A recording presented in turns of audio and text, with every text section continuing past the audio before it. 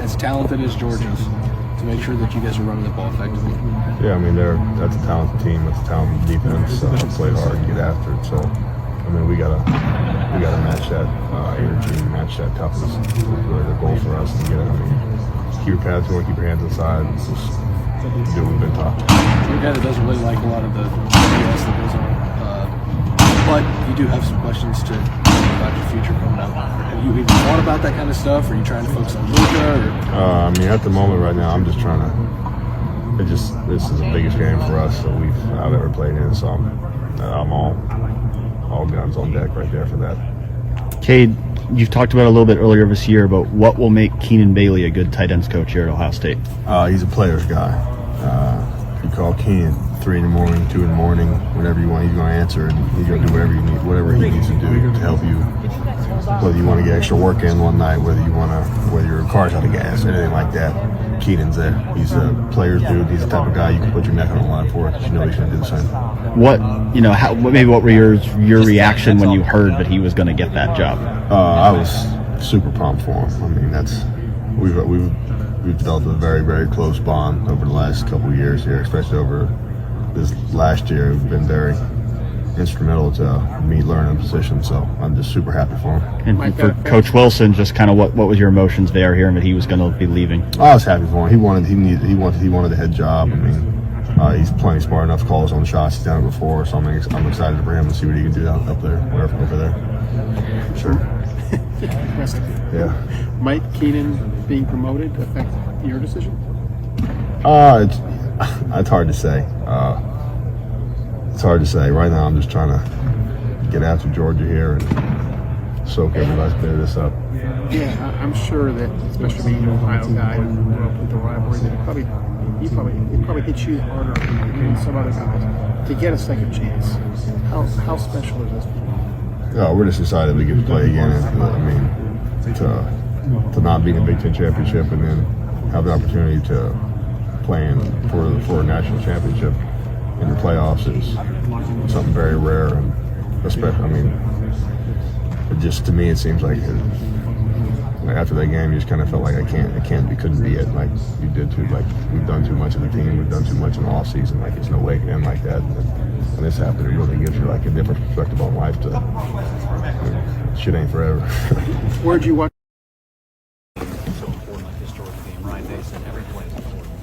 Definitely, every play is important. We go back and look at film, but we move on, see our mistakes, and correct them, and just focus on the next opponent. For yourself, how quickly were you able to move on from that, trying to get ready for another season, whether that be the Rose Bowl or a playoff game like this one that you found out about? I mean, it was hard. It was on my mind until we found out we get another shot, another chance to be in the playoffs, and then my next focus was on Georgia. You had to leave that game early with an injury. What happened to you there? It was nothing much, just a little stinger. That's all it was. You're good now? Yeah, I'm good now. And Cam, I hate to bring up the play, you probably don't want to forget, but what happened on that play, the touchdown? It was just a bad tackle, bad angle. That was on me. I took full responsibility for it. I mean, you got to move on from it. Can't hold it against me all the time. So I just try not to focus on plays that happen in the past. I imagine you are particularly happy to get a second chance, that you guys are in the playoff and you get a chance to win the whole thing. Is that right after that game? Definitely. I feel like it set a little fire to us. I feel like that our teams came more together, and I feel like we're more efficient with everything we do. How frustrating has it been for you to have to deal with injuries yet again this year? I mean, it's part of the game. If I get frustrated about it, it's not gonna do nothing for me. So I just try to keep a level head and just keep going from there. How do you feel like you've performed this season overall? I didn't play much this year, so I really can't say I did great or did bad. I mean, it was okay season for me. How healthy are you now? I'm healthy. Definitely. As healthy as you've been since when? I don't know. Training camp? Yeah, I'm really healthy. Okay. Do you guys see it as, not just you, but a lot of guys will have the chance to be as healthy as they've been probably since early in the season? You're playing your biggest game of the year. It's probably nice to be as healthy as possible, right? Yeah, it's a great thing to be healthy. We got time off to get our bodies right, and we even though we got there compete every day, we still have like different days, so we can just do treatment all day. Taron was talking about playing angry after the Michigan loss as a defense. Do you feel like you subscribe to that? You know, playing angry after a loss like that. How does that manifest itself? We all have. You can definitely tell in practice. We all have a different like chip on our shoulder. We just come in with a different edge and just more aggression. You guys like being the underdog for the first time? I mean, I don't really mind. I mean, I don't really pay attention to underdog overall. I mean, at the end of the day, you still have to go out there and play. You know, so underdog is just a little phrase people use. Cam, how short-handed do you feel without JSN or now Travion not playing? Can you make up for that? Yeah, Coach Day preach competitive excellence, and the next man step up. You're Ohio State for a reason. You're not any other school. So like, if you're Ohio State, we got depth. So we got to just step up and just, that's it. Yeah, how much time has been spent at this point looking at Georgia and the matchups on the outside for you guys? Basically, since we found out we was playing them, our focus is all on Georgia. There's nothing, not looking ahead, not looking behind. We just locked in. What do you think about them at wide receiver, and how much attention do corners have to pay to their two tight ends? I feel like they have a really good receiver, and their tight ends all their tight ends are really good. They're big size, big frame guys. So I mean, we pay attention to our job and what we have to do. You've been here for a few college football playoff games. How can you draw from those past experiences as you prepare for this one? The biggest thing that people get, adrenaline rush. That it's so you're on the field, your adrenaline rush is too high. I found out how to control it, just be able to just play out there without getting too excited. The last time you guys were in a semifinal like this against Clemson, it seems like you guys, really played your best in that game. What are maybe the things that went well for you guys in that game that you can duplicate this time around? I don't remember. I'm not really too sure what it was, but I think that we were just was locked in, detailed, and we knew what we had to do and was just focus on it. I'm not really sure, really. Understandable. Cam, you never want to lose a game. Right. But do you think going into the semifinal after that loss to Michigan, like you mentioned, being locked in for that Clemson game, you feel like you guys are more locked in now, more motivated after that loss? Definitely. I mean, to get to where you want to be, sometimes you got to take a little bump in the road because I don't know how to say this right, but yeah, I mean, every great team has something in their way that stops them or something like that. So we try to keep pushing through with that. You mentioned playing with aggression or practicing with a little more aggression with a different chip on your shoulder, and Ryan said he wants you guys to be loose and aggressive. Has there been a little bit of a different approach to practice after it was announced you guys got in, and as opposed to what it was like throughout the regular season? Definitely, the coaches pushed us a lot harder. Even leaders on the team, we pushed each other hard. Even leaders pushing leaders. It's not just leaders pushing young guys. It's everybody's pushing each other just to push past their own limits. And that's what's going on now, as opposed to what was going on throughout the regular season so much, or? I wouldn't say that, but I feel like it's more emphasized now. I know we're saying you guys did a lot of good on good in practice lately. How has that helped? It definitely helped a lot. You only can get better when you're going to get somebody at the same caliber as you, who's pushing you to another limit that you didn't know you can go to. Cam, put in your head, that first touchdown Michigan got, whatever. You immediately know what went wrong there, right? And are you sitting there the rest of the game going, "Hey, give me another shot at this"? I mean, explain what goes on in your brain when something like that happens. At corner, you just got to forget about it. I mean, I know it's easier said than done, but you just have to just move on from it, because you hold that against yourself, you're going to have multiple bad plays. It's going to just go downhill from there. Yeah, but you. Well, the expectation is that you're going to move on to the NFL. Right? We'll address that, but the point is that after the loss to Michigan, you probably thought that might have been your last game, right? Definitely, possibly. Just you never knew how stuff went, and especially the next week when USC lost. So I was like, got a whole new season, and everything else prepare for it. So honestly, I was just like thanking God for it.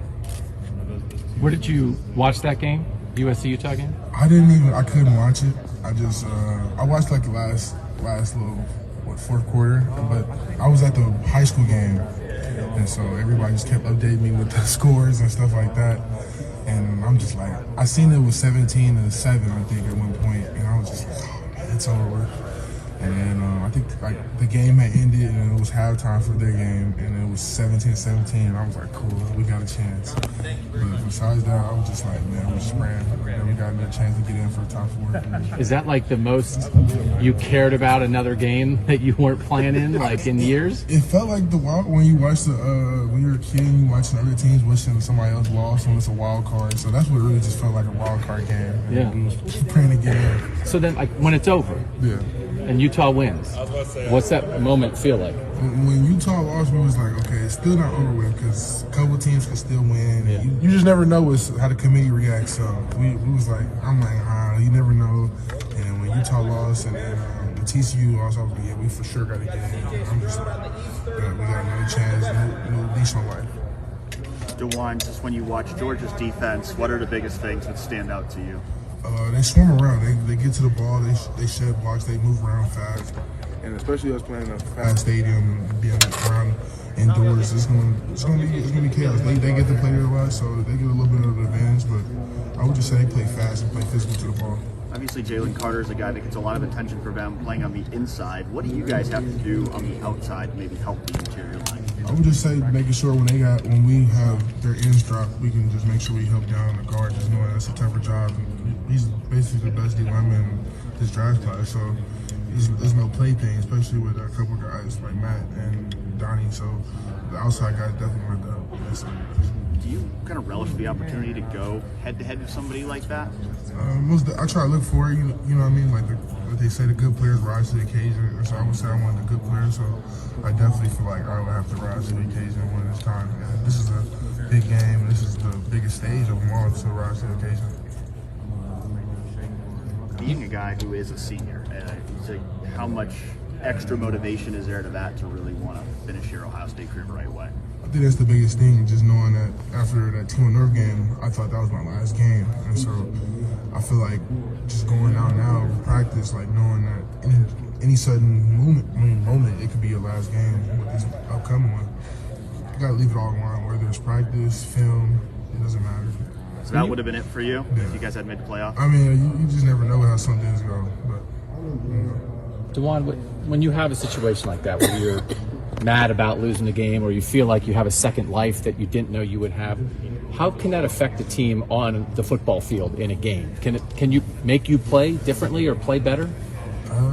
This upcoming year, I feel like we were all trying to like wash it out and make sure that like that was Coach Dave's biggest thing is like it's basically 0-0. Like yeah, we're 14-1, like we had one loss, but they're 0-0, was 0-0. So as long as we keep each other like on the same plate, I just make sure when we come game time that we're playing to the best ability, and we're just worried about Georgia. I feel like nobody really can mess with us, in my opinion. How would you describe the last couple practices, for instance? What's the vibe been out there?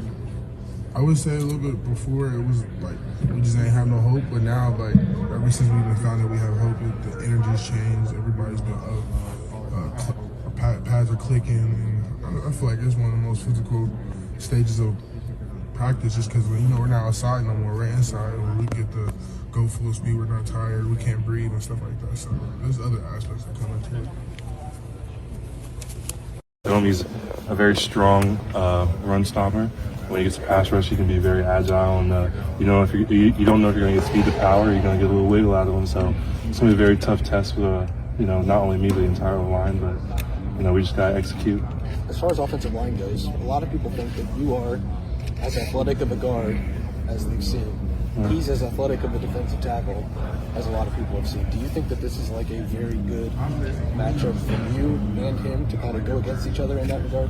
Also, yes, he's a very well polished, I would say obviously a lot of people say NFL ready defensive lineman. So I'm very up for the challenge. He's a great athlete. So just gotta watch film, get on film, just see what I can do. Even Luke seemed to have such a good with, you and Luke have done a good job this year of communicating things. How much more important is that? A lot of times the pass rush and stuff comes from the outside, and now it's coming from the inside. How important is that for you and Luke to be on the same page at all times? It's very important. It's very crucial, especially for center to have everyone on the same page. And Luke does a great job of that. He echoes communication to not only us but to the tight ends as well. Make sure CJ knows where the protection's coming from. So being on the same page as Luke, we're always constantly talking to each other, even when we're off the field, to make sure we're on the same page. So if a look comes that we've seen, we know what we're doing, and we're not guessing like, oh, I think he's going to do this, or I think he's going to do that. No, we're on the same page. You're not necessarily on island, so it's not the same as maybe an edge rusher going up against a tackle. So when you're getting up against a guy like Jalen Carter, even high school, if you're going to be a guy, do you look forward to those types of matchups? Do you take, just from a personal standpoint, look forward to those types of things at all? Well, I feel like you got to take pride in certain things, and this is definitely one of them. Georgia's D-line in general, not just Jalen Carter, but Georgia's D-line. I know a couple of those guys, and they're powerful rushers. So this is obviously it's a playoff game, so you got to lock in for sure. But especially as offensive linemen at this standpoint, Michigan had some guys in there in the interior as well that were maybe name-based Mozzie Smith. How much going up against something like that maybe help prepare you for what Georgia might do, even if it's maybe Jalen's the best at it, and then they've also maybe got a little bit more depth? Well, being at my first year starting, coming through the year, I've had a lot of experiences, settling into the pass protection, run game, stuff like that. So all the games we've had until now have led me to this point. So I'm just looking to just execute with my teammates and just going out there and having fun. How do you feel like Enoch and Josh held up there on the other side, the other guard position there, stepping in for Matt? Well, I felt like they did great. They're getting great moving off the ball. They were settling in there in pass protection.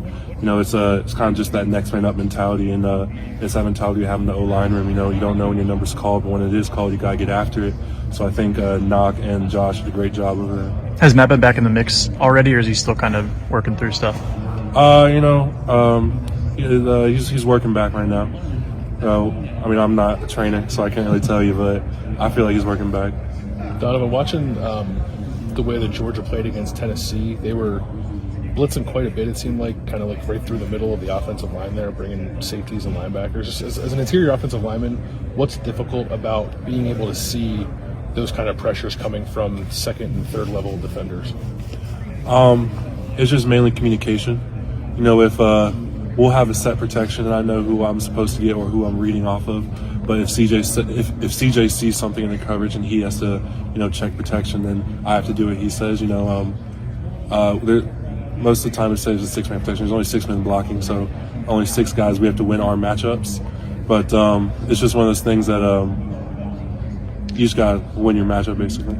It doesn't seem like teams blitz you guys a ton. I think because CJ's so good at sort of deciphering it. But in those moments when teams have blitzed you guys, how's that communication going between Luke and CJ and you guys up front? It's definitely like mid-play. There's a lot of stuff we say mid-play to like make sure we're on the same page, because sometimes one guy's uncovered and he sees it a lot better than the guys who are blocking, so he might have to echo stuff down the line while we're blocking to make sure either I get off and get someone else, or make sure someone's coming with me. So it circles back to communication. It's either pre-snap and during the play. We have to be on the same page at all times. You think that's gone well this year overall when you've had to do that? I would say for the most part, yeah, it's gone well. Obviously there's a lot of stuff we need to clean up on, but we're just trying to polish everything off, make sure we're in the same page. Seems like it's just different blocking for each running back. Is it different blocking when you know that Miyan's back there, or when Dawand's back there running the ball? Is there a difference in how it feels? Those guys hit holes different ways. They kind of find creases different ways. Do you guys feel that on the offensive line?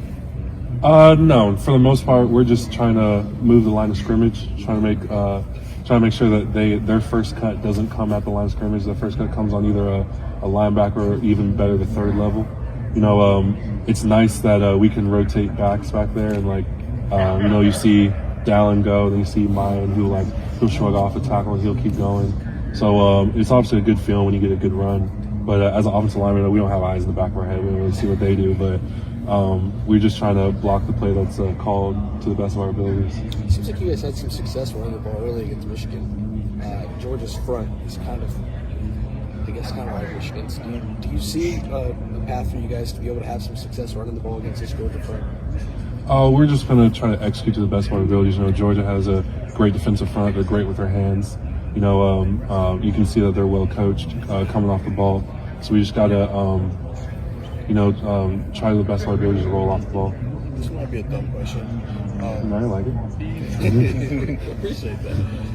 As an interior guy, what is the differences in blocking a 3-4 scheme versus a 4-3 scheme, where there's typically a guy in front of you with a 4-3 scheme?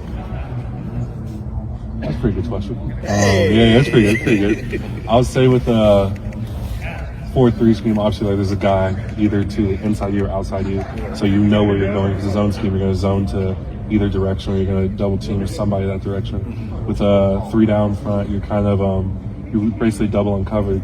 So it depends on what the play is called, but you gotta either chip something or do something. But it's kind of hard to ask. It depends on what the play is called. So I guess with the 3-4, is it not saying there's not urgency to get to the second level regardless, because you're trying to maul people. It's what you're doing there. But is there no more urgency to do that when you know there's not a guy lined up directly in front of you, and the other guy might already be taken care of?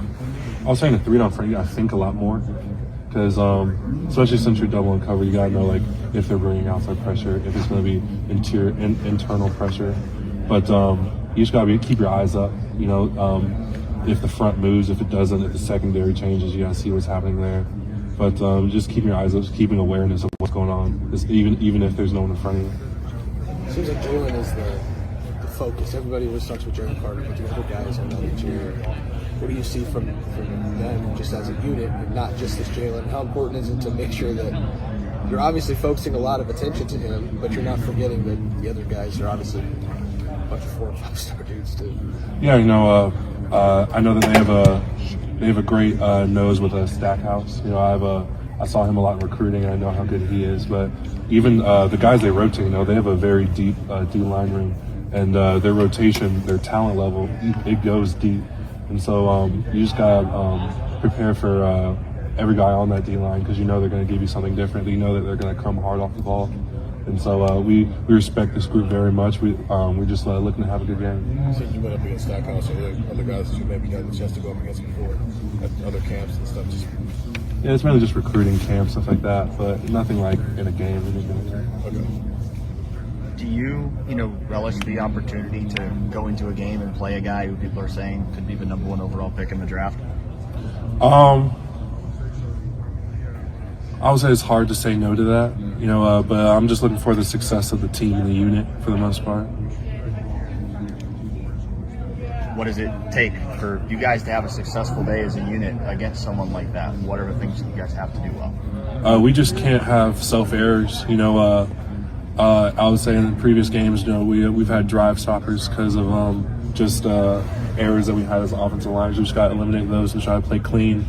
Coach Fry and Coach Dave and preaching that it's like you just got to play Ohio State football to the best of your abilities, and we'll be all right. So we just got to hone in on what we can do to improve every day in practice, keep stacking days till we go to the Ben Stadium and play out and kick off there.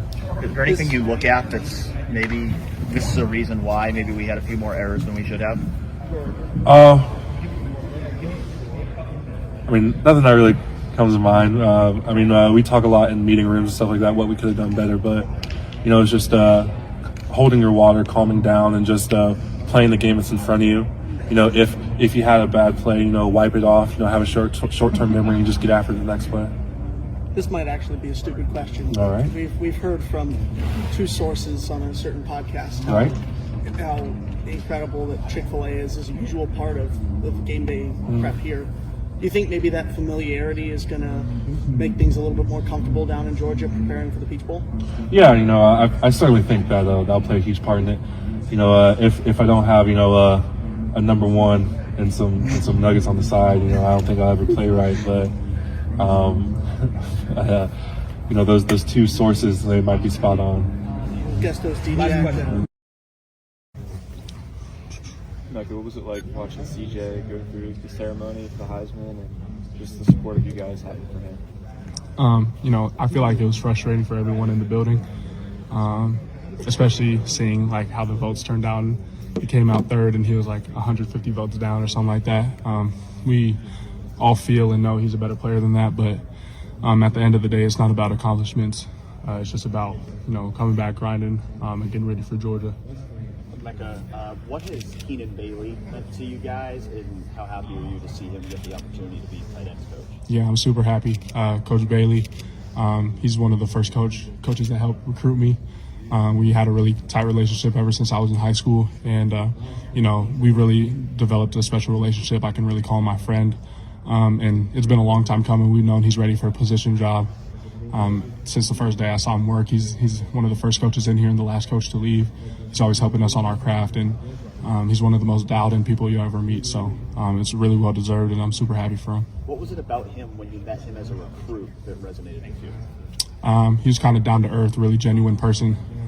He's going to hold you to a high standard, probably higher than you hold yourself to. So that's something I've always been fond of, because I'm trying to, take my game to levels that I haven't reached yet. So he's surely helped me accomplish that. And you mentioned how he helps you with your craft. Is there anything specific he's done to help you become a better receiver? Yeah, I remember just one example. There's tons of examples, but the one that comes to mind is he actually ordered our receiver room one of those distraction training things that has 3 colors on it. You're supposed to throw it up and catch a certain color, whatever color he calls out. So he bought us all that, but that's just the little stuff he does to help us with our craft. CJ was just talking about how the criticism that maybe Jackson has gotten and how frustrating that is for him. For you, how hard have you seen Jackson work behind the scenes, and how does it make you feel maybe when people don't realize that? Yeah, Jackson has a phenomenal work ethic, and he'd be the first person to tell you that if he was healthy, he'd be on the field. And I surely know that he's one of the hardest competitors I've ever trained with. And he didn't have to come back for Iowa or Toledo, I think it was, whatever he came back for. He didn't have to, but he just wanted to be on the field so bad. He wanted to play with his brothers. So I feel that proves in itself that he would be on the field if he could. But he's looking out for his future and the things he has to do. But he's going to be really healthy in the months coming. And wherever he gets taken in the draft, he's going to have a phenomenal career. When you know what you know, because you have an inside seat, obviously, and then you see things thrown around on social media, saying this and that about Jackson, and it's contrary to at least what it sounds like you're saying right now. How does that make you feel when one of your brothers are going through that? CJ actually, he sounded off about it, I think, as well as CJ would. You know what I mean? Yeah, it definitely makes me angry. I kind of have to hold my tongue in what I say in these interviews. But you got to take everything on social media with a grain of salt.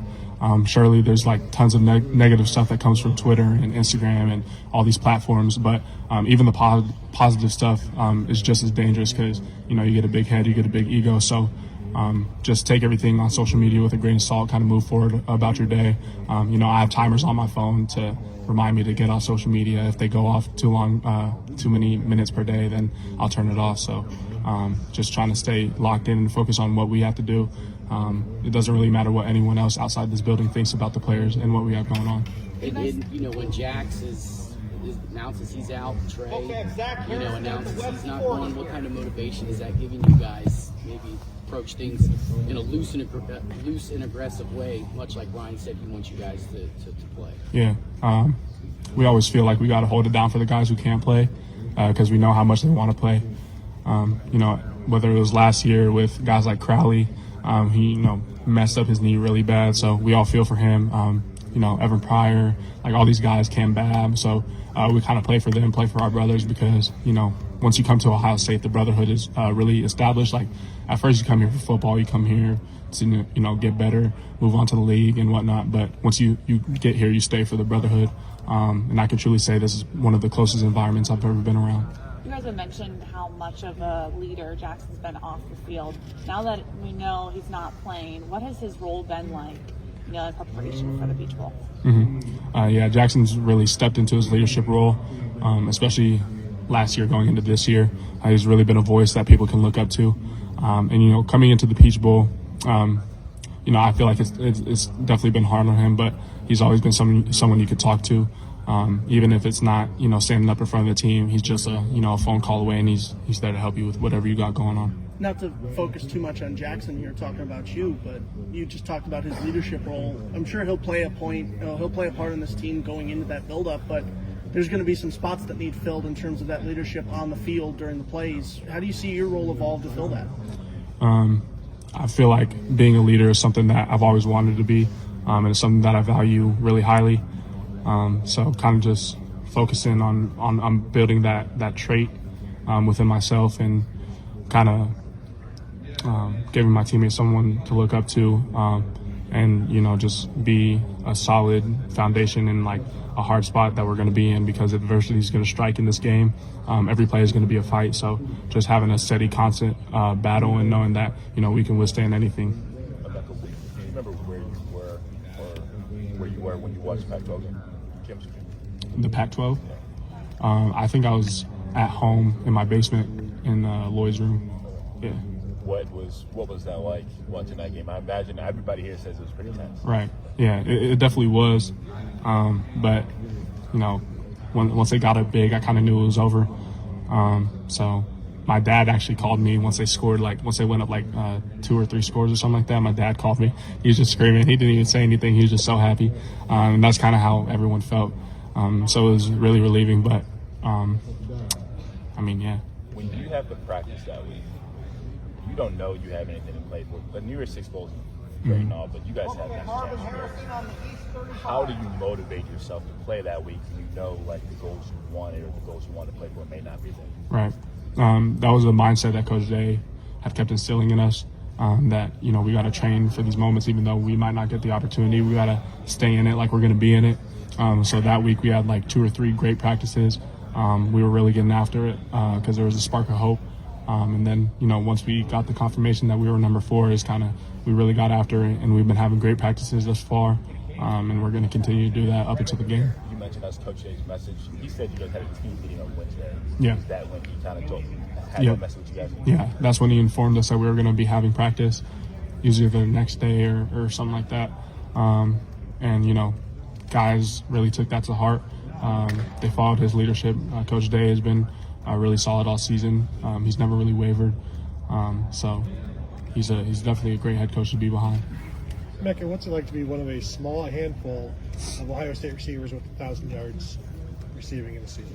It's definitely a blessing. I always have high expectations for myself. But at the end of the day, I just believe it's all Jesus. When I got here, Cam Babb and Xavier Johnson, they helped me reestablish my faith. I can honestly say that however way the season would have turned out, I would have been grateful just for the opportunity to step on the field and be in this position that I'm in. So at the end of the day, it's not about your accomplishments, like I said earlier, but it's definitely a really special feeling, and I'm just so grateful for everyone in this program who's helped me achieve that. Yeah, I don't know the exact number, but it's a small number, and then it's even smaller numbers who did it as sophomores. Right. Did you expect it this soon? Yeah, like I said, I have high expectations for myself. I came in expecting to, make big plays as a freshman even. And I felt like I did a decent job with the, amount of opportunities I had last year. And just kind of transferred that over into this year, taking advantage of my opportunities. A couple guys went down. And, I just tried to step up in the best way that I could. We talked earlier in the season, the difficulty of moving inside and outside from week to week because of the injuries. How do you feel you did over the course of the season with that? Yeah, I feel like it wasn't too bad. The coaches did a phenomenal job of preparing me, giving me every look possible in preparation for every week. Coach Hart being able to, know the ins and outs of football and wide receiver specifically really helped me develop my mindset on both the slot and the outside. You talked about Coach Key earlier. What should Buckeye fans know about him? He's really the hardest working dude I know, in the building. Like I said, you'll FaceTime him at midnight. He's still here. He's still watching film, getting us ready. But he's also super genuine. He's one of the guys I can honestly say that I can come to him with anything in the building. I feel very safe and confident in being able to disclose any information that I have to him. So he's been a real blessing in my life, and I feel like a lot of other players would say the same. Physically, how different is playing outside versus playing in the slot? like physicality. Right. Yeah, physically, I say in the slot, you're definitely blocking more backers and, safeties that are 225 as opposed to, blocking corners and running guys off. But, it's a different skill set, but, I don't feel like someone who plays outside only can't play the slot, or someone who plays slot can't play the outside. So it's definitely a skill that you have to develop, but it's something that is doable. How hard is it to do that? Like, 1 week you're blocking backers, next week you're outside. Like, how hard is it to go back and forth on the spot? Same technique, really. So just transferring it over, and when you're inside the box, you got to bring a little more oomph. But I like playing both. Early in the year, Ryan mentioned how much your physicality helps this offense. Like, remember, you were playing goal line a little bit. You block well. You can run off press well. Have you always been that physical type of receiver? I've always been bigger than most of the competition I played, especially coming from a 2A high school in Washington. And I got to college, and DBs are bigger, but I feel like I got a little more weight on them. So I've always been one who's try to enforce my dominance every play, and kind of just get after dudes to let them know that this isn't going to be an easy game for you. So try to stick with that mindset, and there's going to be times that you get rocked yourself, but it's just about being tough and sucking it up and doing the hard things even when you don't want to. Is it important to establish that, like you mentioned, making sure a defensive back knows like it's not going to be an easy game? Is it important to establish that early in the game? Yeah, absolutely. I try to do it on the first play if I can. What's the key to doing it on the first play? If it's a block, go at them a little bit. If it's a pass, make sure you catch it, honestly. So that's really that's all that goes into it. An area like that, and you've had opportunities to stay close to home, where it's sort of a dream come true to get a chance to play on that stage in your home city. Oh yeah, it's be electric. I played in that stadium, Corky Kell Classic back in high school, so I'm familiar with the Mercedes-Benz and stuff like that. I always went to the Falcons game, and it's gonna be electric. And just seeing all the Athens come out, it's gonna be fun. But Buckeye Nation travels well too, so we're gonna feel like home. Is it hard getting tickets? Because I know the Peach Bowl commission was here yesterday, and he was saying he can't even get tickets for some of his family and friends. Oh yeah, it's super hard. You gotta tell family members that you're super close with, but at the end of the day, it's just because it's just a very limited amount. But it's nothing wrong on them. It's just a limited amount. So you probably have a unique perspective, even some of the coaching staff, about what Georgia's about. Obviously, you grew up around there and saw them up close. What's unique about that program that explains their success? Oh man, they're very disciplined, very tough and gritty team. It's coming down south. They try to beat everybody with their physicality and toughness, and that's what they're going to bring to the table. And it's going to be a great challenge for us because I know how Coach Smart got those boys trained up, so it'll be a good challenge for us. What is special about Georgia high school football right now, if you could put your finger on it? Meaning, why is it? And it's not just because of the airports there that makes people recruit there. What do you think just stands out about it? We got some talented players down there. Why? What generates that? What generates that, you think, Georgia? I feel like all of us, we train at a very young age, like running hills or doing stuff like that at a very young age, and not too much stuff is down there, in the country and stuff. So football is really all we have, and that's our home. Just play football, have fun, and just play with grit. That's all we know. So you've already touched on this earlier, but earlier interview, but with that in mind, how tough was it not to get to play football? For this year? Oh yeah, was it crazy? I mean, explain it. How super tough. Like just most of the football is like physical battle, but mental battle. You got to stay level-headed. So it was very tough on that aspect. Yeah, but when you saw the light at the end of the tunnel, I don't know, how much did that drive you even more? That you were going to get back on the field.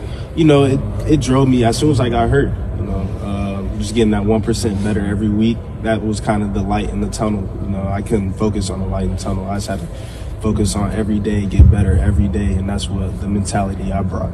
But when you came back, I mean, you might have gotten banged up again a little bit, but I mean, I think you were dealing with a hamstring. What was the key to put that behind you? You understand what I'm saying? Yeah. You don't want to press the gas till you feel good about it, right?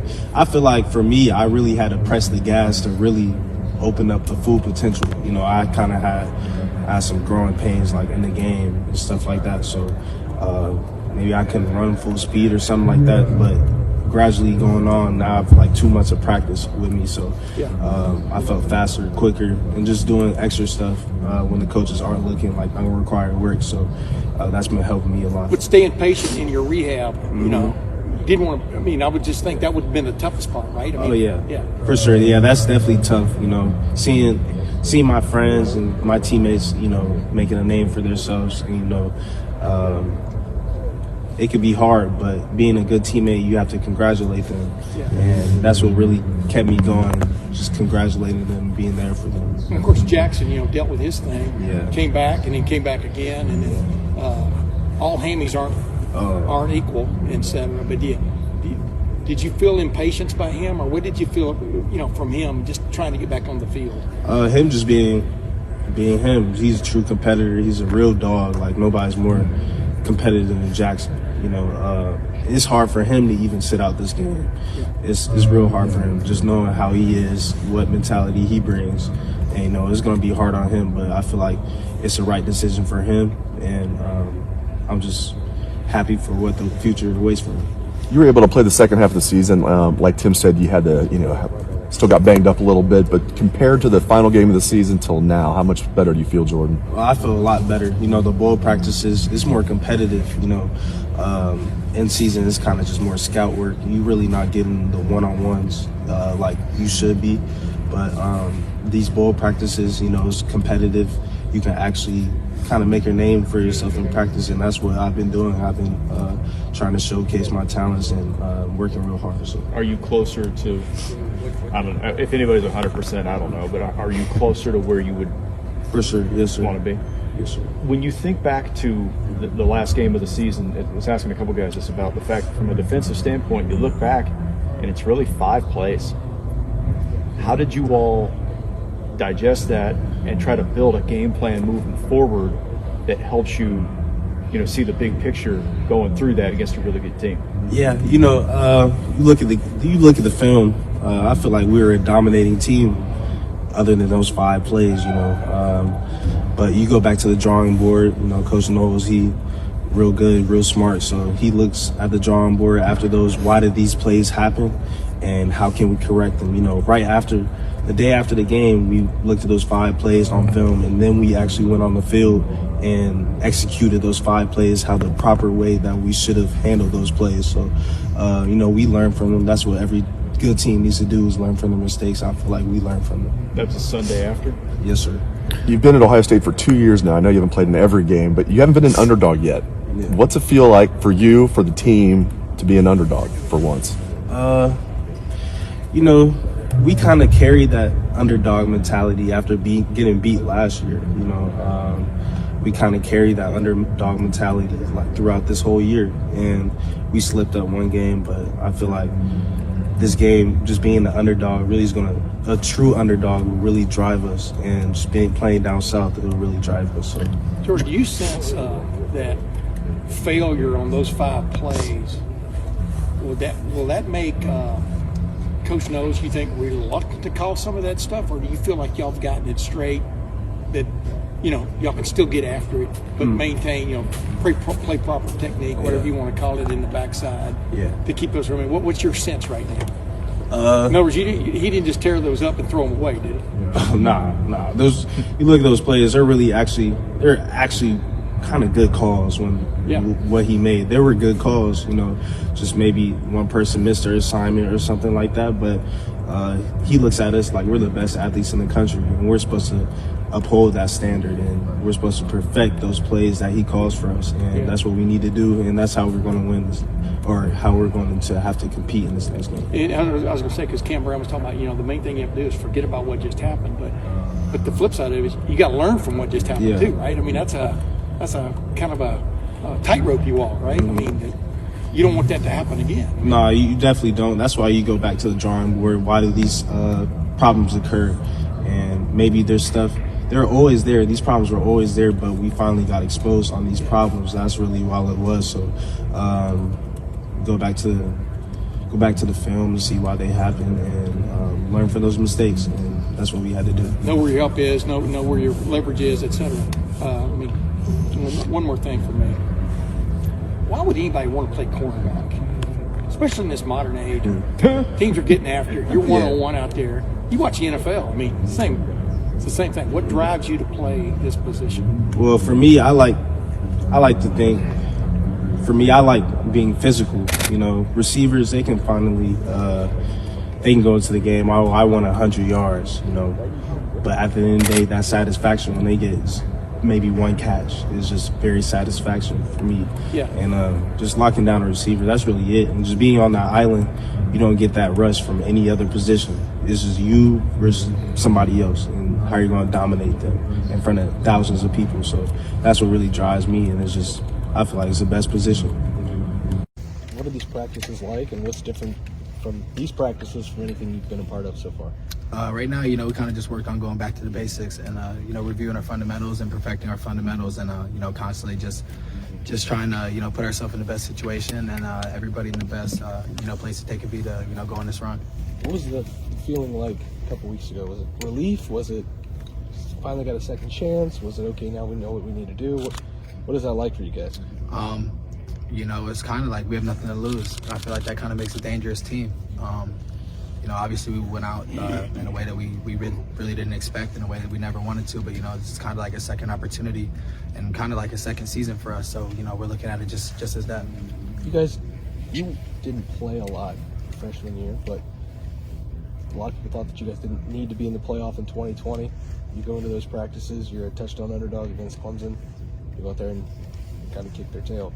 I feel like there's some similarities there with that team and this team, where a lot of people didn't think you guys deserved to be in the playoff. Now you guys are here. Do you see those similarities? Yeah, we kind of hit on it a little bit yesterday, just with the two national championship teams that we have up there from 2002 and 2014. So, 1 year we were ranked 4th and came in and ended up winning it. So that's kind of just how we're taking it right now, underdog mentality. But we're gonna have to fight for it every single rep.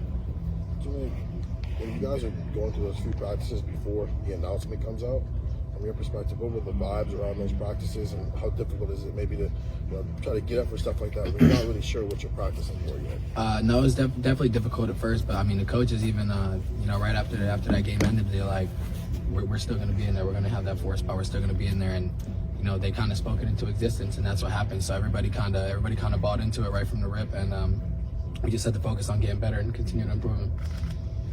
Julian, what was your reaction when you guys found out you were in the playoffs and then now taking on Georgia? Like we kind of knew a little bit just from like the coaches saying it and everything like that, so we already bought into it. So when we saw it, wasn't like the biggest surprise, but it was still like just such a feeling of relief that this second opportunity is being provided to us, and we just got to capitalize on it and make the most out of it. To play a team like Georgia and the CFP, of course, defending champion and whatnot, just what do you see initially and just your impressions of playing a team like Georgia? No, they're a great team. They're tough. Everything they do is they just play great. Everything about them, they have a really good team. They have really good athletes. Their scheme's really good, and like I said, they play tough every single play. So we're gonna have to come out and we're gonna have to execute better than we ever have. We're gonna have to execute to like the best of our abilities. Just it's gonna be a fight. Like I said, every rep is gonna be a fight, and it's gonna come down to the last couple seconds every single play. So we're just gonna have to make sure that we're ready for that. Yeah, Ryan mentioned yesterday he expects an electric environment playing that in Atlanta and Georgia, of course. Just how do you think your team's gonna have to prepare to go to Georgia to play Georgia in Atlanta? We're preparing really tough right now. A lot of practices is good on good, and just continuously getting better. So we're gonna have to continue on that, constantly just push each other, and we're gonna have to strive with this in discomfort. Being comfortable, there's never really any growth in that. So we're just gonna have to continue to be uncomfortable, continue growing day in and day out. You know any of those guys in their secondary just for recruiting? Yeah, no, I know Ringo. Ringo and I. We're in the same class. I don't know if we ever got to go against each other at any camps or anything like that, but we know each other. We talked before. Ryan talked about how he felt you guys were taking the field in practice with a little bit of urgency. Do you feel that as well? No, I definitely think every practice is kind of bleeding into the next, and I feel like the energy is constantly just picking up week in and week out and day out. So I think that's awesome to see as a team, especially who ended like that, just to still have that sense of urgency and that sense of excitement to come out here and just be granted the opportunity. You've never gone up against him, but you probably watched him play football a couple times. What makes him stand out as a cornerback and makes him so difficult to try to shake? Everything about him kind of just jumps off the chart. When it comes to height, size, weight, speed, He's strong. Everything about him is really, you know, what an NFL scout is looking for. So we're just gonna have to find holes in his game and capitalize on them. There's one hell of a tattoo. Wow, what is that? It's the Grim Reaper. The Grim Reaper. Yeah. On your right. What's it say? Without darkness, one cannot know light. Why that? That's a good question.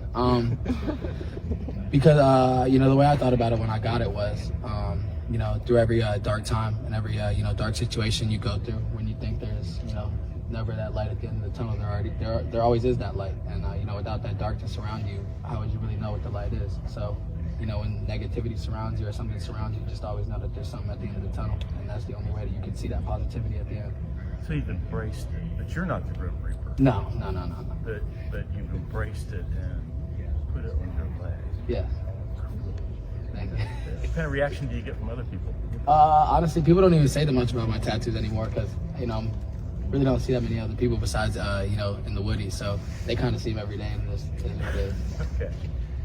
Is there any difference now that we know that Jackson is out? I mean, is there any different air in the receiver room of that there's now this sense of closure that he's not going to be able to return? I wouldn't say that. Obviously, you know, we're a little disappointed not to have him. You know, that's my guy. That was my roommate for a year, and you know, he was a big leader in our room. So we're just gonna have to have other people step up into those leadership roles and continue to push each other, you know, to the best of our ability. And I know he'll be there supporting us, you know, through every play. What have you seen out of some of the younger guys? I mean, including like Jaden Ballard, the freshman. I mean, how have they been coming along through these practices? Yeah, no, these practices are a great opportunity for them. You know, older guys aren't taking all the reps, and you know, it's a lot of practices for a you know, short amount of time. So it's a big opportunity for them to continue to improve and enhance their game. And you know, everybody, I feel like they're all making strides right now, but they're gonna just have to continue to do that.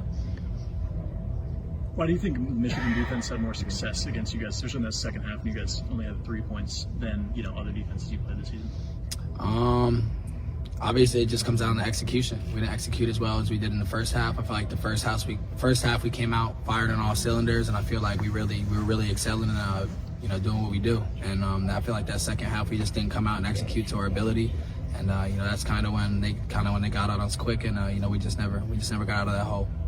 Julian, how often this season have you felt defenses dropping a lot of guys into coverage and trying to clog stuff up that way, dropping 7 or 8? Has that been pretty frequent, do you feel like? Or I wouldn't say it's super frequent. I forget what team they ran a lot of drop 8, but they didn't even run it that much against us. A lot of teams, like they show a different kind of pressure and end up dropping the ends or things like that. But I wouldn't say too many times they drop 7 or 8. It's just usually regular. Okay. I'm good if y'all good. Appreciate y'all. Have a good one. Thank you. Yeah, he's pretty good, I think. I don't know, that's what people are telling me. So yeah. I mean, they got a good team over there. I think we're all really excited to be able to play them. So that's gonna be a great matchup for us. I think that's the one. He's the guy when you talk about them as a defense, the first guy people think of. But you see it from a different perspective than we would. Why is he so good? I think he has a great understanding of football. You can kind of tell he has great football IQ. He also is able to kind of freelance a little bit in their defense and be able to make plays. And that's kind of one of the things I see is he's a great player, has great ability, great strength, great power, speed, you name it, and knows how to work his hands. So it's going to be a great test for our offensive line, and I think we're all really excited to have that opportunity. That's my follow-up is that I doubt that it's a plan where you have to think, I got to beat this guy one-on-one every single play. It's a team effort to block someone like that. Can you walk us through the communication involved, and obviously you got to get guys healthy, that sort of stuff, to have your best chance to move the football? Yeah, I think for us as offensive line, we approach it as if we do what we're supposed to do and use our technique, that nobody can really beat us. I think we've shown that this year where when we do the things the right way and the way they should be done and we're all on the same page, it's hard to stop our offense. And for us, that's kind of one of the things that we take pride in is how can you do your job more consistently, especially as this year has gone on, the weeks start growing and growing. So for us, we know he's a great player and he's going to have a hell of a career at the next level. So it's how can we out-execute him, play in and play out. Luke, I think this is your 26th start at Ohio State. First time you'll be an underdog. Yeah. What's that feel like for you personally to be an underdog finally, and maybe the vibe from the team that you guys are finally in the we underdog love that. role? I think, you give anyone the opportunity. I always love being the underdog in any situation. I think this team's going to thrive off that too, and I think it has been the past few days in practice, weeks in practice now. You kind of tell the intensity's a little different, the vibe's a little different. Everybody's kind of moving with a different sense of purpose, and that underdog feeling is something that, like, you can't make up in a regular season game when we're playing against some teams. So now that we really feel like we got something to prove, and I think that's really kind of giving everyone a little extra to motivation for every practice. What was the day of the Michigan loss? What were your emotions that afternoon, that night? That was a tough loss. Just defeated. We lost. That's kind of it, really. They won, we lost, and something to keep in the back of your mind. How long does it take to get out of that funk? Do you ever really get out of it? Do you still feel some of those same emotions today, or a lot of the same emotions? Yeah, I don't think that ever leaves. Yeah. Some of the defensive guys were talking about big plays that were allowed in that game. From an offensive perspective, what do you think you guys could have done better against Michigan to achieve that result? Executed. There's a few plays you saw where it was like one away, one thing went wrong, and if it went right, what could have been. So, it's only almost only counts in horseshoes and grenades. So for us, it's just one of those things where it's like, oh, what if? But we didn't execute, and they executed better. You guys put so much on that game. There's a theory that, not that you put too much on it, but that you play a little tight because it especially coming off last year, that it meant so much. I didn't really feel that way. I played loose. I played how I normally play. It didn't get the job done. So it's where did things go wrong, where did things go right, and what can you improve on? Not that you need any more motivation, but the specter of playing them in the final potentially, and you'll know before you play your game. Yeah, that's everyone I think kind of thinks about the what if there, but right now all we're focused on is beating Georgia, because it doesn't matter if they win and we lose. We won't have the opportunity unless we beat Georgia. Of course, you probably didn't want it to come against Michigan, but do you think maybe going into this game with a loss already acts as maybe a sobering moment, a cold splash of water before you play one of the best teams in football? I think anytime you take a loss like we did against a team up north, it kind of, like you said, it's a nice cold splash of water, makes you kind of recalibrate where you're at and things you need to improve on, and some areas of the game of like what you're missing and what you need to get better. Going back to Michigan and then playing before you guys, is it something, because their game will end like right in the lead up to, the Georgia game. So do you even want to know the result before, or do you want to totally shut it out, or do you want to know? I guess where do you stand on that? I don't think it matters. We got to play our game regardless. So if they win, they lose, anything in between, it doesn't really matter. As long as we play our game and everyone does their job, it doesn't really matter to us. I think maybe a few people lost a sense of what Ohio State's game, or as you said, our game is after that Michigan game. What would you say to refresh us? What does Ohio State do that matches up particularly well against Georgia? I think that we have one of the most athletic offenses in the country. From an offensive standpoint, I think we play hard, we play fast, we're able to stretch you, we're able to punch you, we're able to throw it over your head, and I'm hoping that's something we can showcase. Mark, are you disappointed you didn't win the Donovan? Yeah. I didn't feel I deserved to win.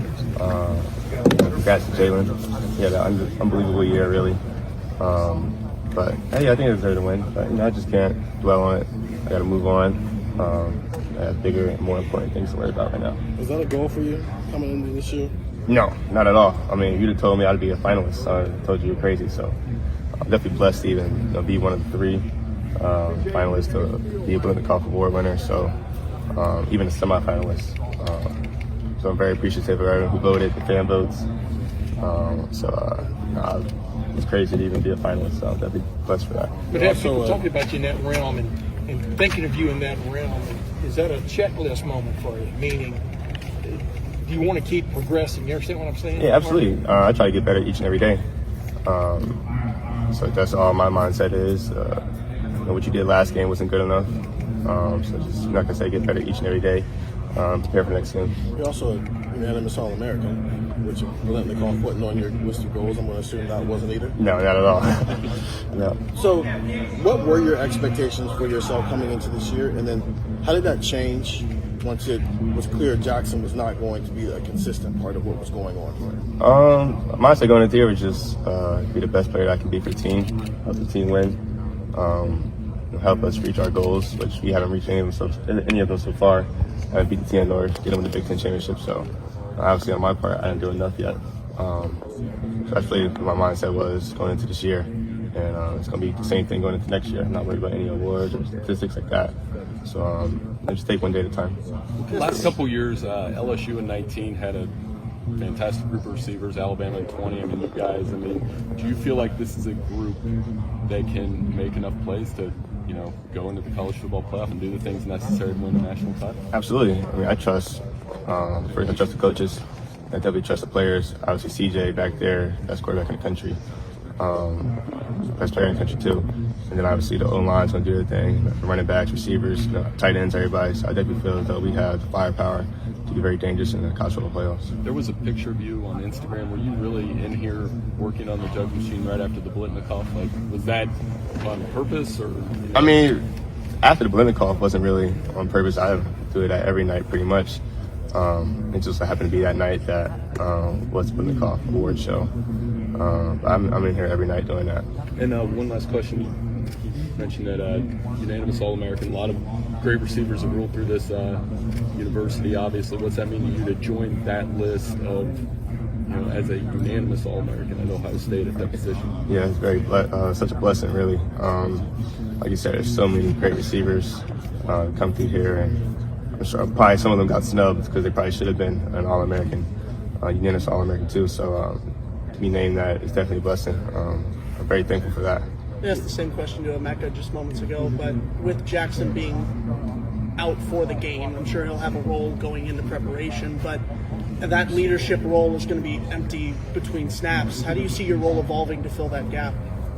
I don't feel as though it's going to evolve too much, just what we've been doing, really. I think from a vocal standpoint, leadership, we're definitely going to miss Jack from that standpoint, just him not being with us as much as he has been throughout the season. But guys like Jew and Emeka, they definitely can step in that role, be more vocal. I'm kind of more, I'm not really such of a vocal leader, but I can kind of lead by example. So we definitely have to, fill that void of Jackson. We're going to miss him a lot. What he can bring to the table. So it's going to be a big loss for us. You know much about, have you had any relationship with any of the Georgia guys in secondary? Just meeting them along the recruiting trail, anything like that? Not my class. I know Tyke Smith. He's a DB. He's also from Philly. That's pretty much all I know. The Penn State game, obviously, with Joey Porter, that was the big thing there, and a first rounder giving you a chance to go up against a guy who's kind of likewise talent. Yep. It's the same thing with Keely Ringo here, a guy who might be first rounder in 4 months here. What stands out about him, and just the little film maybe you've gotten to see about him, and what makes him such a tough guy to shake? Yeah, I mean, he's very athletic. He's probably the most athletic corner going into the draft. 6'2", 210, probably runs 4.3, jump really high on film. So, I mean, he's going to be definitely a challenge for me. Probably one of the most challenging I faced all year, him and Joey. So I'm definitely excited for it. Did you learn anything about yourself from that Penn State game, going up against a guy of that talent, and kind of where you stood as a player at that point in your career? No, I kind of always had confidence in myself. And I can go out there and perform at a high level against someone equal or just as high level as a player that I am. So I didn't really say I learned anything. How many times were you and Joey matched up in that game, you think?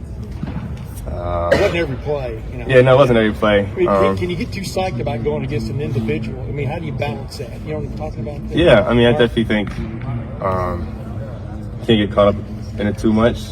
Obviously, as a competitor, you want to have those matchups every play, like you said. But that's not realistic for the game plan. He can't play man coverage all day. So, he obviously want to get some other corners in that game, but and definitely one of the games I remember for sure. He's a great player. He's going to go on and do great things in the league.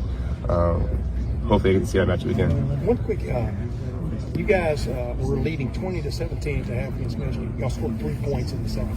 Yeah. What's got to swim? I mean, what's got to click? What's got to change? I mean, what do y'all? What's the urgency these next week and a half or 2 weeks to get ready for Georgia and stuff that's got to get fixed? I mean, I think the biggest thing is just executing.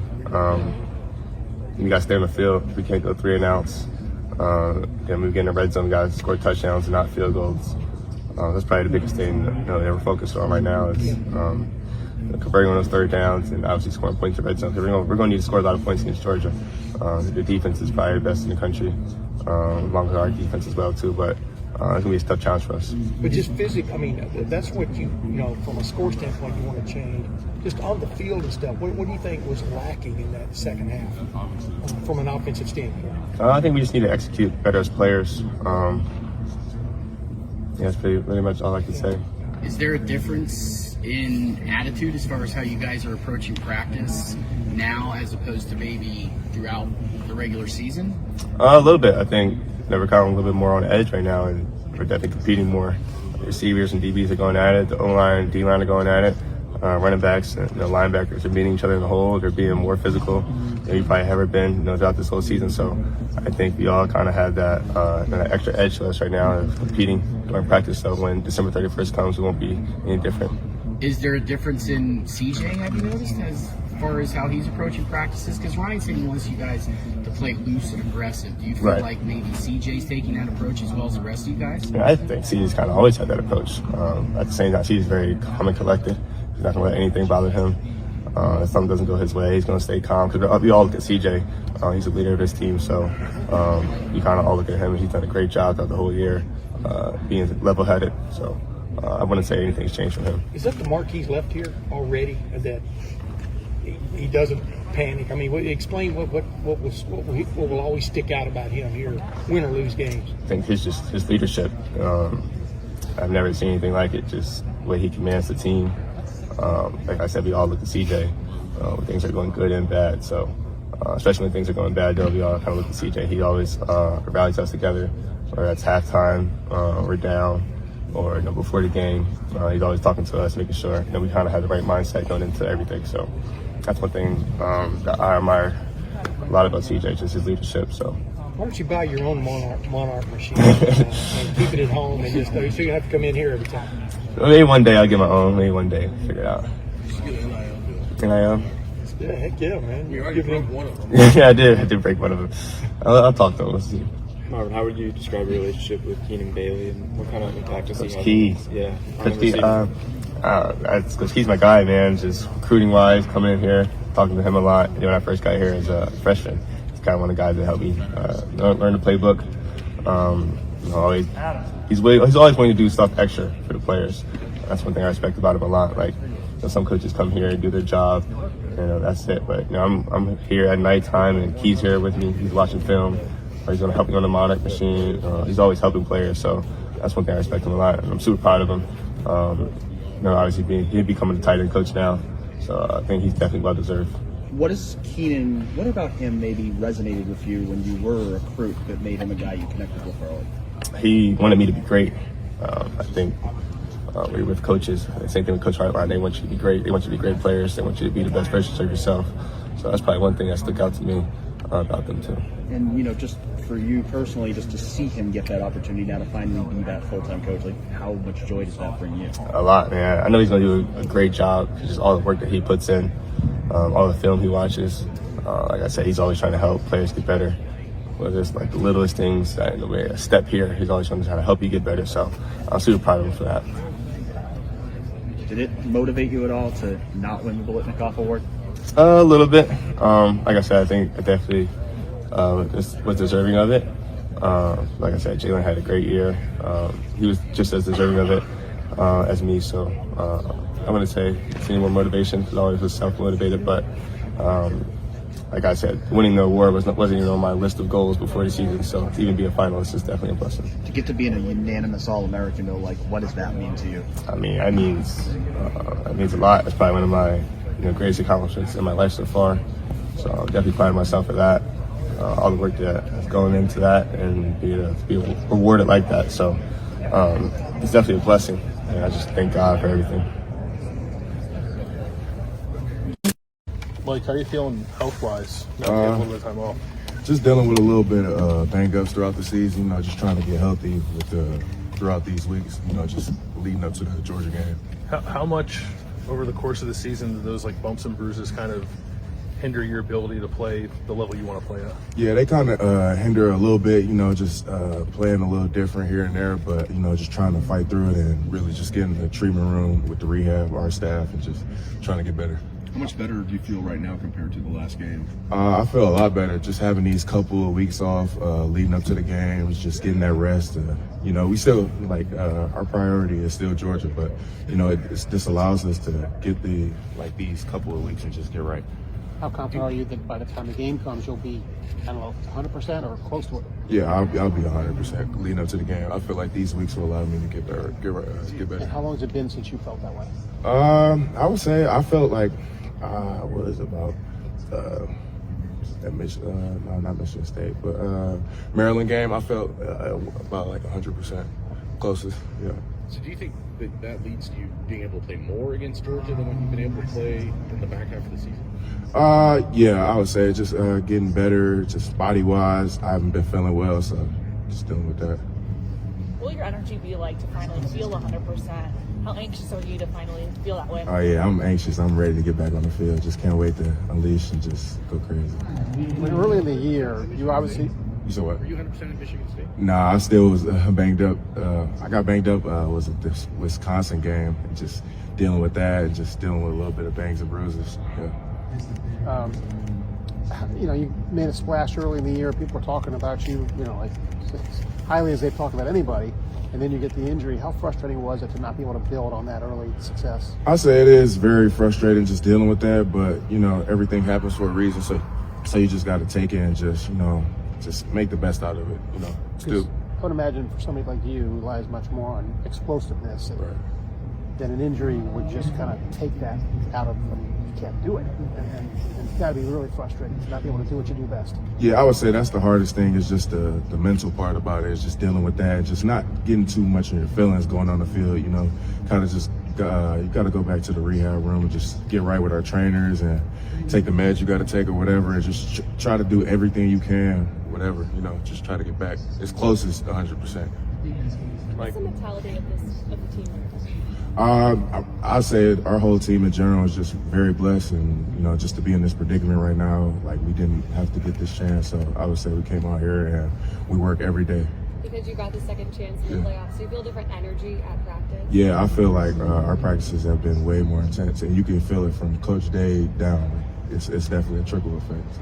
Can you sense that people are going to be comparing this defensive front against Georgia's vaunted defensive front? You know what I'm saying, Mike? I mean, they get a lot of love down there. So. I mean, yeah. I know y'all don't play against each other, but you understand what I'm saying. Yeah, I understand, but the main focus is the main focus. We're focusing on Georgia, and we're just trying to win.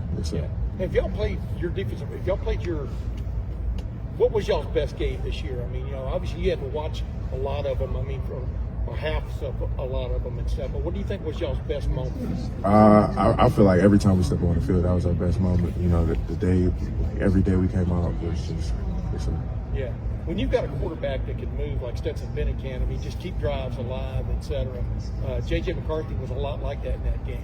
What was the lesson, I guess, the front learned from letting a guy escape, so to speak? I'll say just caging the pocket more and just closing down, just closing those lanes for him, just making it very uncomfortable for him. Michael, when you went back and when you're studying a tape of a loss, it's frustrating anyway, but when you consider the way that Michigan won that game, basically on 5 plays, I'm wondering how you all view that as you build toward Georgia, what you took away from that game and how you'll try to develop something better. Yeah, I'll say, just watching the film, what happened in the past happened in the past. We got back to the meeting room with our coaches and we learned what we did wrong. I don't want to say it right now, but I mean, what happened in the past, it happened, but we just got to learn from it and just take it on the field every day. And I feel like we've been doing that these past couple of days and weeks. Watching those 5 plays, how much of a motivating factor is it to just shut that out and, prove other people wrong? Right, yeah, I would say it's a huge factor because, only those couple of plays, we probably could have won that game, but you can't really worry about that. That's the past. Coach Day always talks about just worrying about right now. And, I mean, we just take that, that loss and that feeling and just come out on the field and we just had that dog mentality, I feel like, with everybody and just practice real hard. Mike, you're in the room with JT. Yes, sir.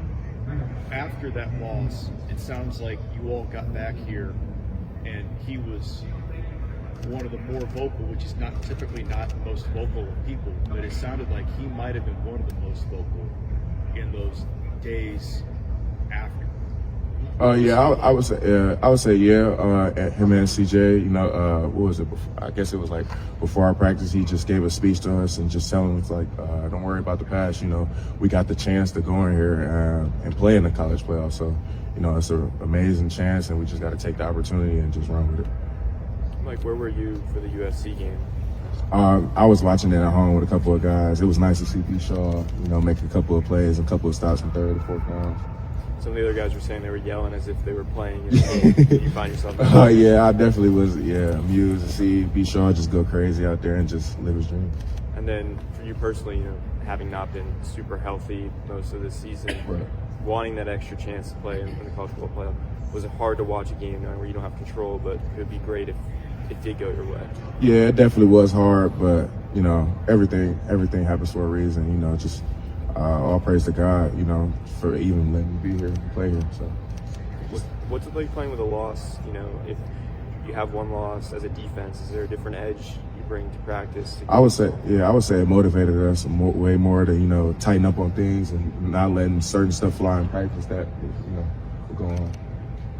Mike, just what's this year been like for you to kind of have the start of a year that you did and then to have to deal with injuries later in the year and not play as much? I would say this is a very great year for me. It's just very blessed to be here. Like, tomorrow's not promised, you know, so just live every day like it's your last and just come out here and be able to work with the guys that I love the most. Are you feeling healthier now? Yes, sir, yeah. I just got out of the treatment room, like, literally a couple of seconds ago, so yes, sir. So do you feel like you're going to be full go and maybe what we'll be able to see from you early in the year in the playoff? Yeah, definitely. What is it that you feel like you can do better or more as you get healthier than what you were able to do in the second half of the year? Is it a stamina thing? Is it like you run better, you do something else better? Like, can you kind of explain what's better? Yeah, I would say right now just dealing with the injuries and not playing as much as I was before. I just have to remind myself in practice, you know, just keep running and keep going a little bit harder because I haven't been playing those 30, 40 snaps, and I've been playing about like 10, 15 snaps. So it's really not really getting in shape. I've been in shape, but just keep that stamina going and just to last to the fourth quarter.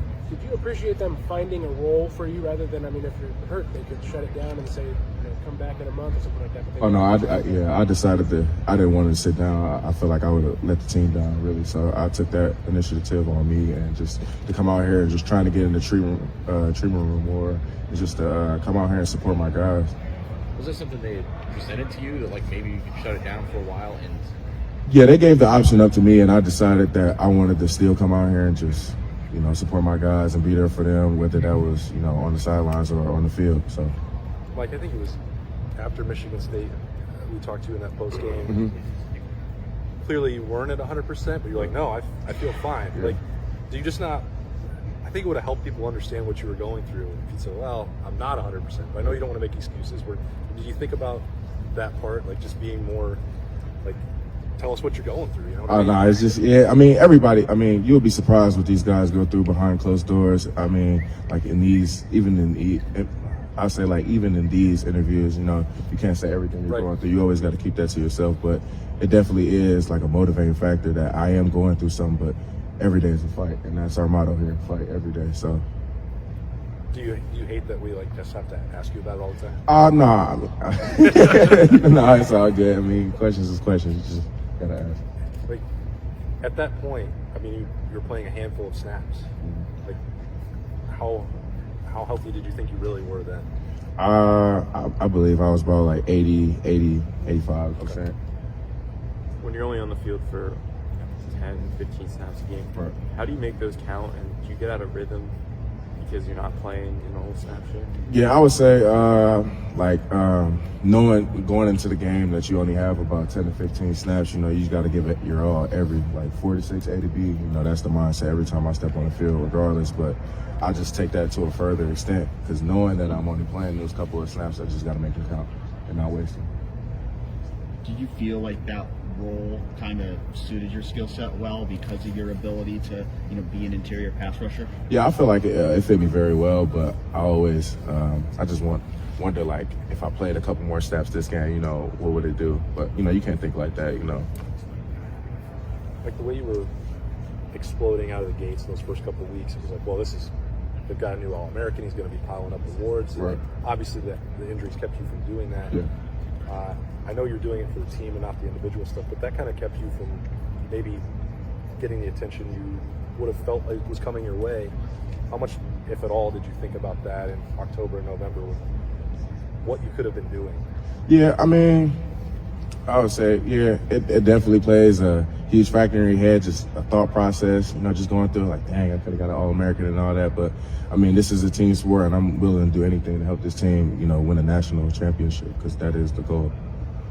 Does it help maybe dealing with that when last year you really kind of had to wait your turn and kind of had to learn how to be patient? Yeah, I would say I feel like those first couple of games I feel like I was just only scratching the surface of like my potential, or just showing people like what I could do healthy.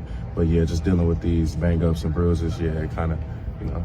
So if you're only scratching the surface, what does that next level look like? Man, I say like only God can tell. Yes, sir.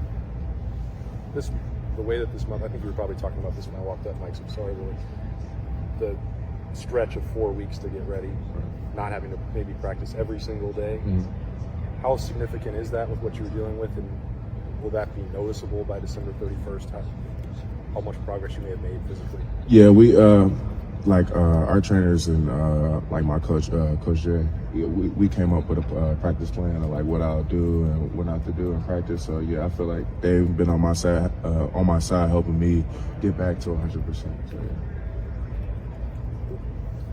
That's it for me. I'm ready. Thanks, Mike. Thank you. Miyan, how are you feeling these days? Feeling good, ready to play. We now know that you're going to be the guy. Yeah. Trayvon's not going to be able to play. What's that feeling like? Anything you want to say about this situation, and how ready are you to be the guy?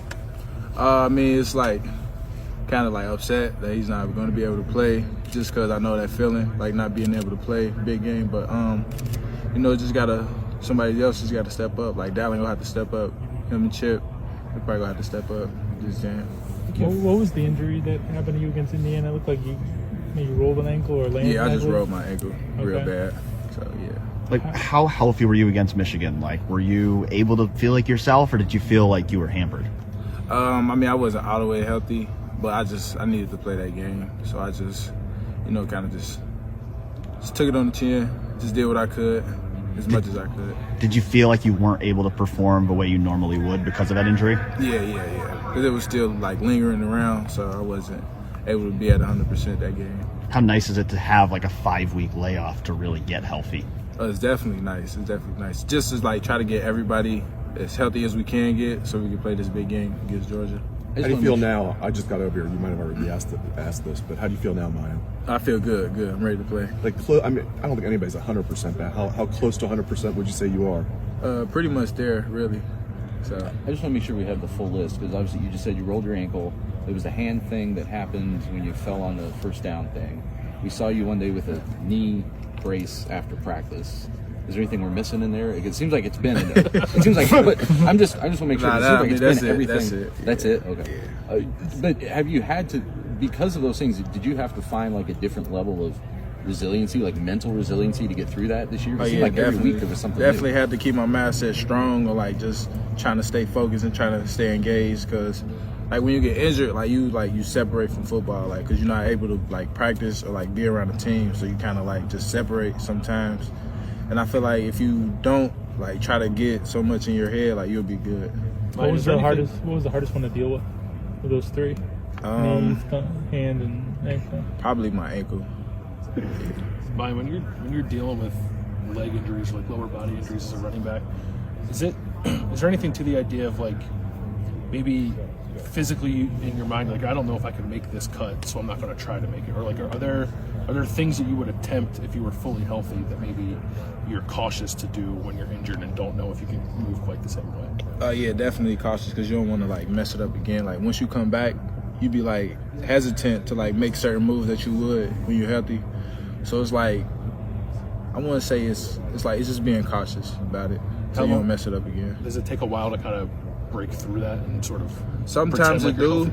Like, sometimes it do. Like, sometimes it don't. Because maybe you make the cut and you won't feel nothing when you was just scared all this time, but the whole time it was just like you was going to be good. Yeah. How do you feel you're running? As a lot of you have not been able to perform the way you wanted to or be healthy all year. We just count on each other. You know, like Dallahidi stepped up a lot this year. Him and the other running backs, the young running backs, they stepped up a lot, like during practice this year. So, and then with Chip coming in, you know, we coaching him, making sure he's good with everything. So we just stay in the hole right now. What did you think of the way that Chip ran against Michigan? I know I've seen him play before, but like everybody else hasn't seen him play. So like I knew like when he got out there, he was going, you know, do what to do.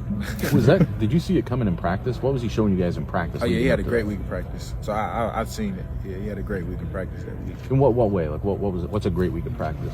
Just like finishing runs, you know, just running hard. Yeah. When you were getting ready to play the nation's #1 ranked rush defense with a big old burly nose tackle in the middle and a bunch of guys that fly around on the back end, what's your enthusiasm to establish a run in this game? I don't think about it like that. I just think about it like everybody just got to go out there and do the job so we can try to get the job done. Heard there's going to be a Buckeye tree in your honor eventually. Yes, sir. Thank you. What do you think about that?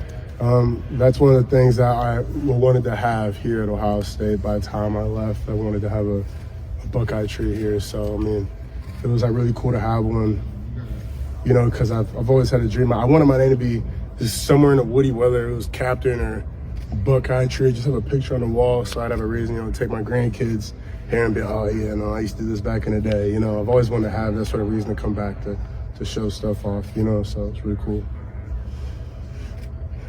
If you go back and evaluate the last game of the season,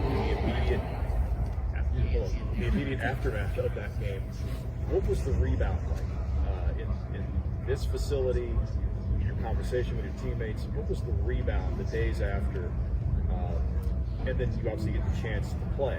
Can you walk us through that kind of emotional journey all the way? Yeah, I would say, you know, it was definitely a different feeling around the facility after that game. I would say that we had to take a minute to step back because, like Coach Day said, we were no longer in control of our destiny, which we had been all season long. So I think being able to take a step back and to realize at this point we need to reflect on everything leading up to the game, which I feel like we had a lot of time to do that, but at the same time just giving everything to God and sort of being like, so my mom was kind of like, you're treating it like the turbulence when you're on a plane. Sort of the best way to deal with it is just to realize you're not in control and just to almost, you know, act like it's not there until it's over. So I would say in terms of, that was the mindset I felt like I had to have when, you know, it was not in our control, but it was depending on what other teams do. And we prepared the week before, you know, championship games, you know, for the conferences, as if we knew that we were in to keep that mindset. Then to opt into that sort of break mentality, right? That can easily creep in. So instead of doing that, I feel like, you know, the coaching staff did a great job of keeping us in a routine as if we were about to go play, you know, which helped. So when we saw our name up there, it was kind of automatic, you know what I mean? It's especially interesting because there's guys like yourself, maybe even CJ, who if USC doesn't win that game and maybe you don't get to the fourth spot, you might not be playing it for Ohio State, considering what your future looks like. You know, there were some guys that had some decisions to make. So it's another element to that journey where you're kind of like waiting to find out your own future. Mm-hmm. I just wonder how you handled that. Yeah, so, I mean, going into this year, I kind of wanted to push all thoughts about that till, like, the end of the season, because I've seen a lot of the seasons not go the people's way because they're too concerned about what they're going to do after the season instead of having their mind right where their feet is at, which I've been trying to focus on. So I would say, you know, that game had definitely like a lot on the line, right? Like the games that we were watching. But I would say at the same time, I wasn't trying to spend that time trying to decide one way or another. So I wouldn't put myself in a position to switch my mindset away from the Buckeyes ultimately, you know what I mean? So I didn't want to take that time to come to that conclusion. Does that make sense? What was that moment like when USC lost and it kind of felt like, okay, we have a chance? I know you said it felt like you were preparing for that, but there had to have been a moment where you felt like, okay, we can do this. We might be in. To be honest with you, I watched the game with my girlfriend, and she was elated. She was jumping up and down. For me, I sort of treated it like a game here. Like, when you win, I'm excited. But then in my mind, I was on the TCU. I was on okay, I'll wake up, I need to watch that game because that's going to secure it. There's no doubt about it. So I feel like I enjoyed it for a little bit, but I was on the next one.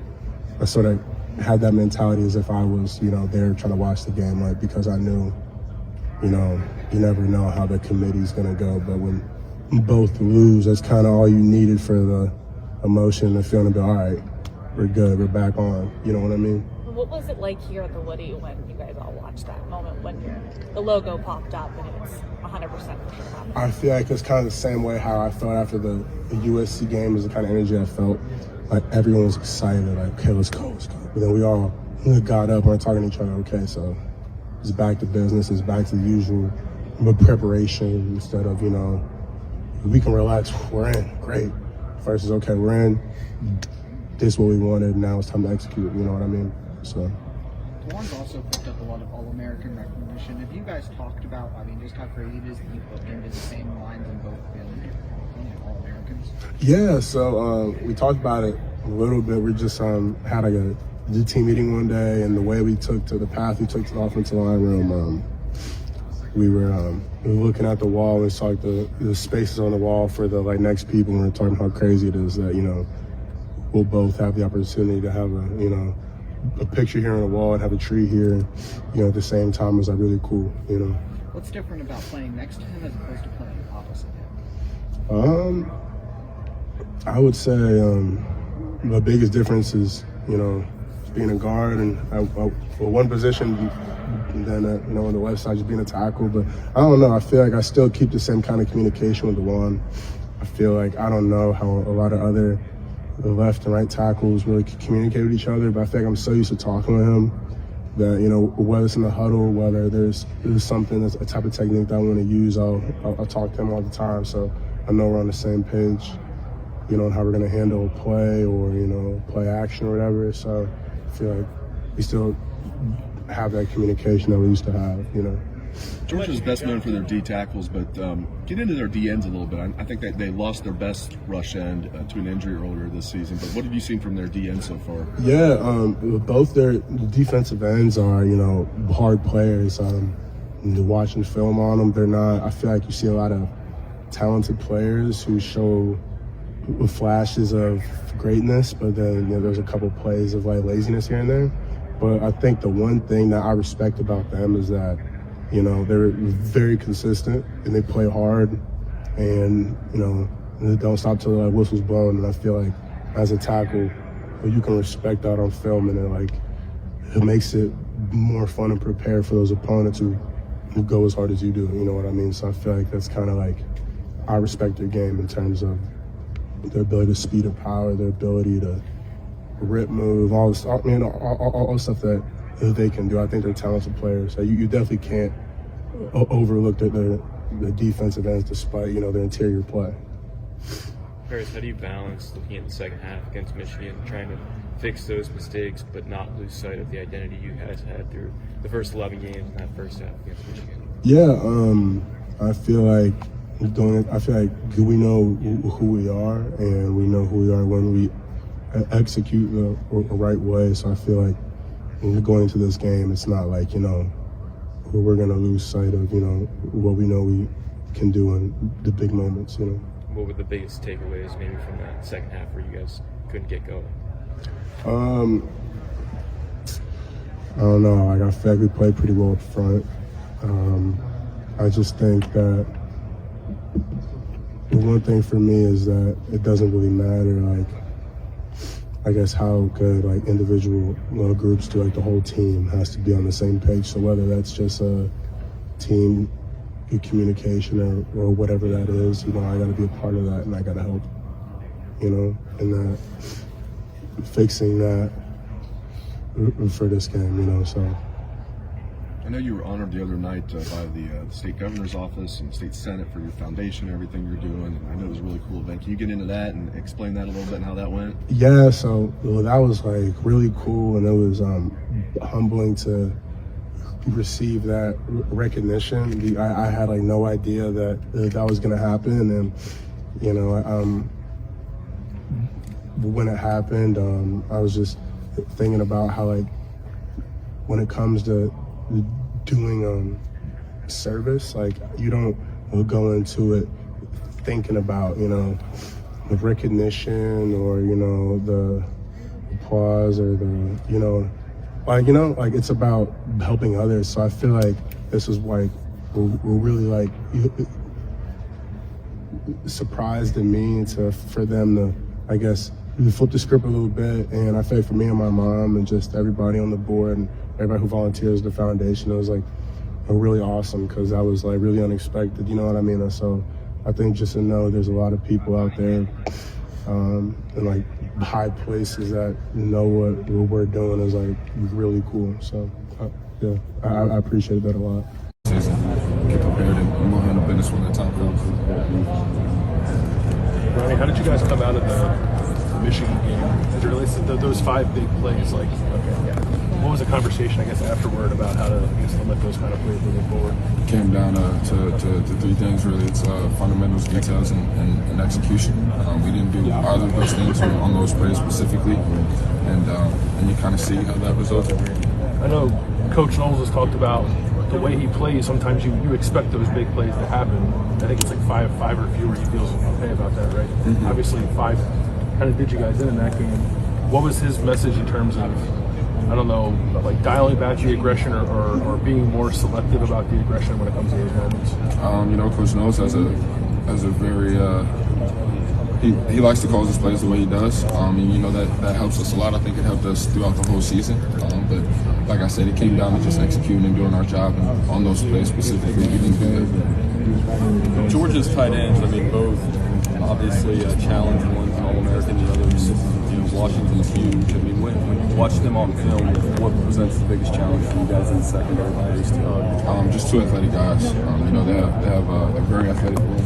Not just those 2 guys, but you know, they have different guys in that room that can do different things and kind of move better than the average tight end. But you know, it's a challenge and it's an opportunity for the guys in the room and everyone else on the defense. And with their quarterback stats, and they haven't taken a lot of sacks. Again, the protection's been pretty good. I mean, when you see him, I mean, what is something with him that makes him tough to defend as well? I mean, he's obviously a better quarterback. Yeah, like you just said, I think his experience, I think he's a little bit older than the guys that he's playing with, so he has that edge on some of his opponents. And anytime you're dealing with a QB who has experience, you know, they can read things a little bit better. They can read the defense quicker and stuff like that. So you just got to be on your toes and be taking preparation. And how much, I mean, is there a difference to it when you know that a lot of the players on this roster are 4- and 5-star guys, a lot of the players on their rosters are 5-star guys, and a lot of NFL players are going to be on this field? I mean, is there something to that makes it extra exciting to prepare for when you know a lot of these guys are going to be playing on Sunday on both sides? That's what you come here for. You want to compete against the best and play against the best, and ultimately that makes you a better player. So that's what you come here for.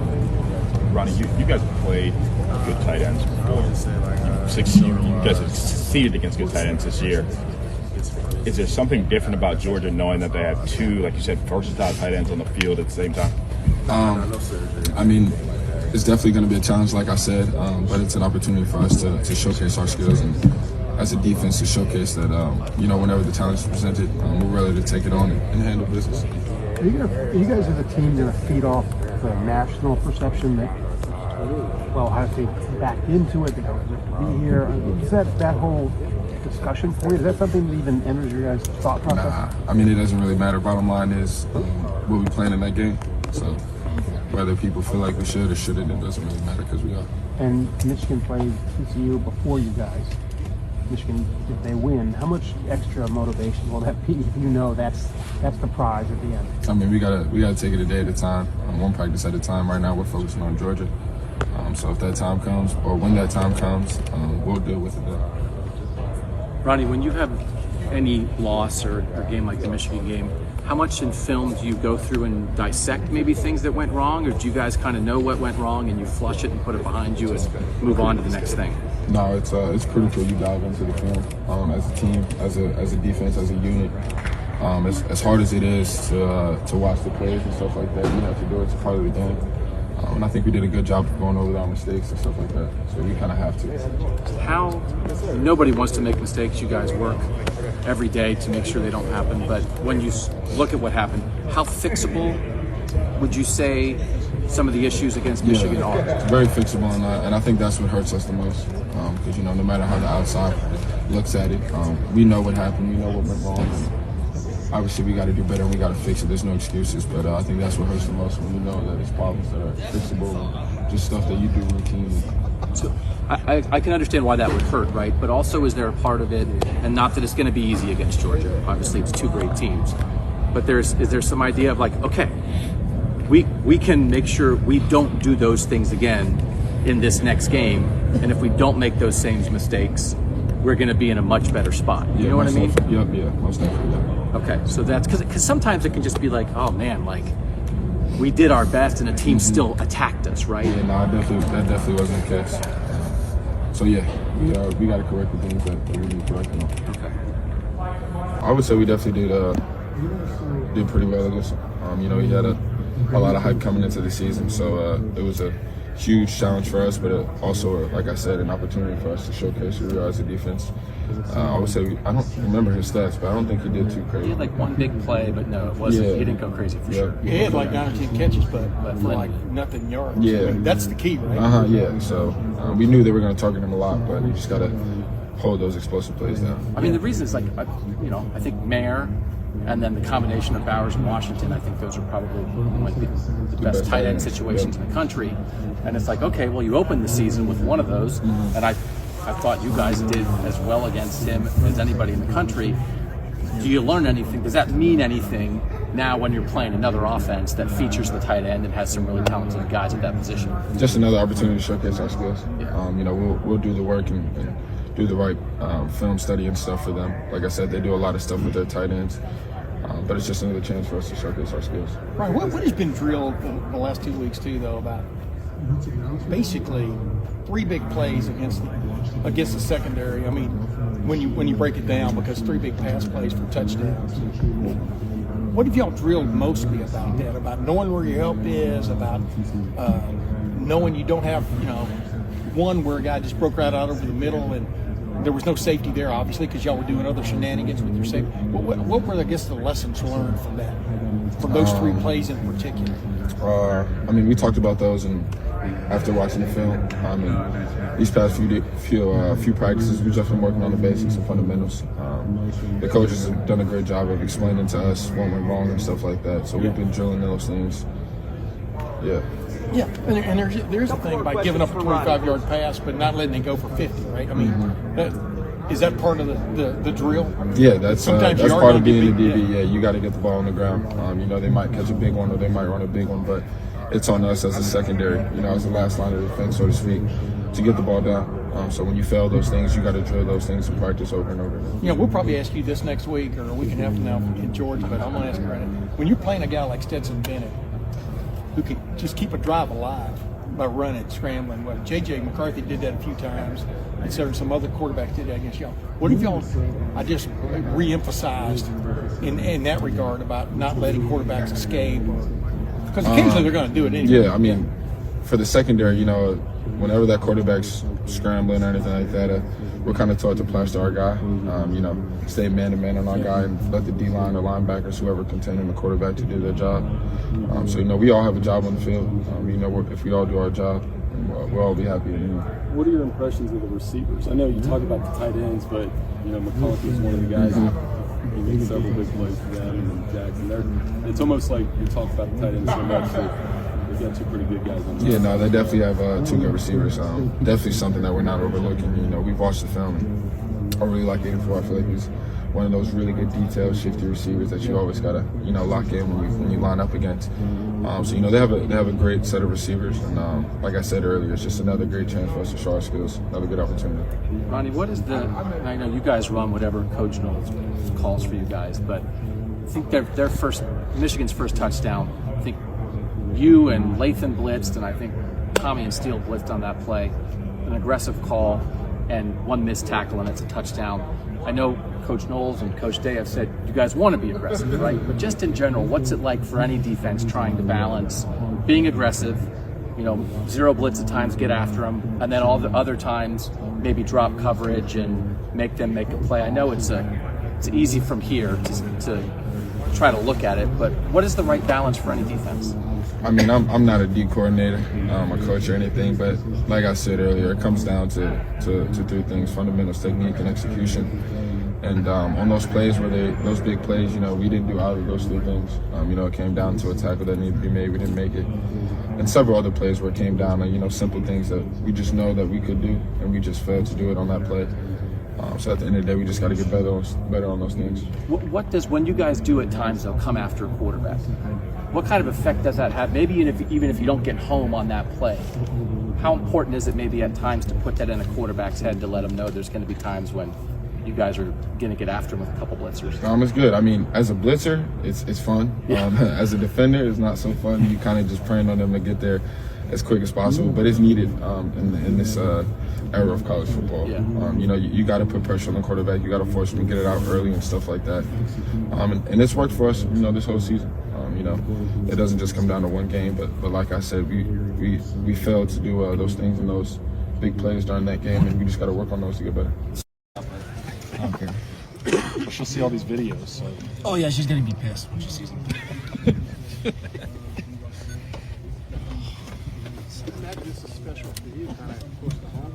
Oh yeah, it's gonna be fun. Yeah, I grew up like 30 minutes from the stadium, so it'll be nice just to get back, hang out with all my buddies before we start practicing. Once we get some time off, and then get to the hotel and then start working for the game. Was Georgia school you considered? Oh yeah, definitely. I mean, homeschool state. I know a lot of the guys there. Had a lot of friends go there, both students and players. So yeah, it was definitely up for consideration. But I decided to come here. Still trash talking started? No, I don't. I'm not really a trash talk guy, so no. Still, how much have you had to turn down anybody with tickets yet? Oh, it's been a war. It's been an absolute war getting tickets. I mean, it's usually a frenzy, but now this is the first time I really had to put myself out there, try to get some myself. And it's hard. It's hard work. So you kind of empathize with fans now trying to get tickets too? I do. It's a struggle. I mean, I don't know how they deal with it. I'm going around trying to find tickets for all my family and stuff, and it's a pain in the ass. Steele, when you just look back at the Michigan game, what do you think it is that maybe didn't work for your defense but had worked to that point?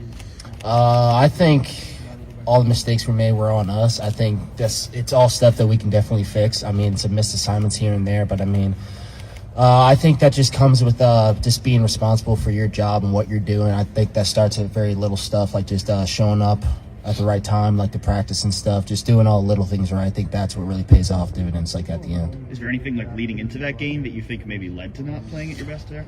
I couldn't tell you on that one. I don't know. We need to play better.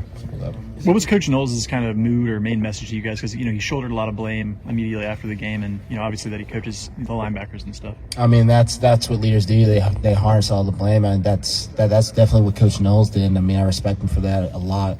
But I mean, as a player, I feel like it was mostly on us. I feel like he came in with a good scheme, and if we played it the way we should have, then we would have been fine. What's it like for you to look at this kind of new lease on the season, a second season, knowing where you were walking off the field against Michigan? It's awesome. I mean, just walking around between end of that game and then the selection show, just walking around, there's just a complete change in everyone's attitudes. I mean, we tried to stay positive and stuff. Practicing before we found out we were in, but I mean, there's always still just that little doubt in the back of our heads of our destiny is in the hands of someone else, and luckily it all panned out well for us, and now we have the second lease on life. Where did you watch the USC-Utah game? Oh, we watched it at our house, at our buddy's house. We had 10 people there. It was probably the most fun we've had watching the game. And, I mean, it was 14-3 or 17-3 or whatever it was, USC. Oh yeah, we were pissed. We were kind of looking on the TCU game after the first quarter or so, but then then stuff kind of just happened. And then Cameron Rising, man, hell of a guy, just played his ass off. So that was cool.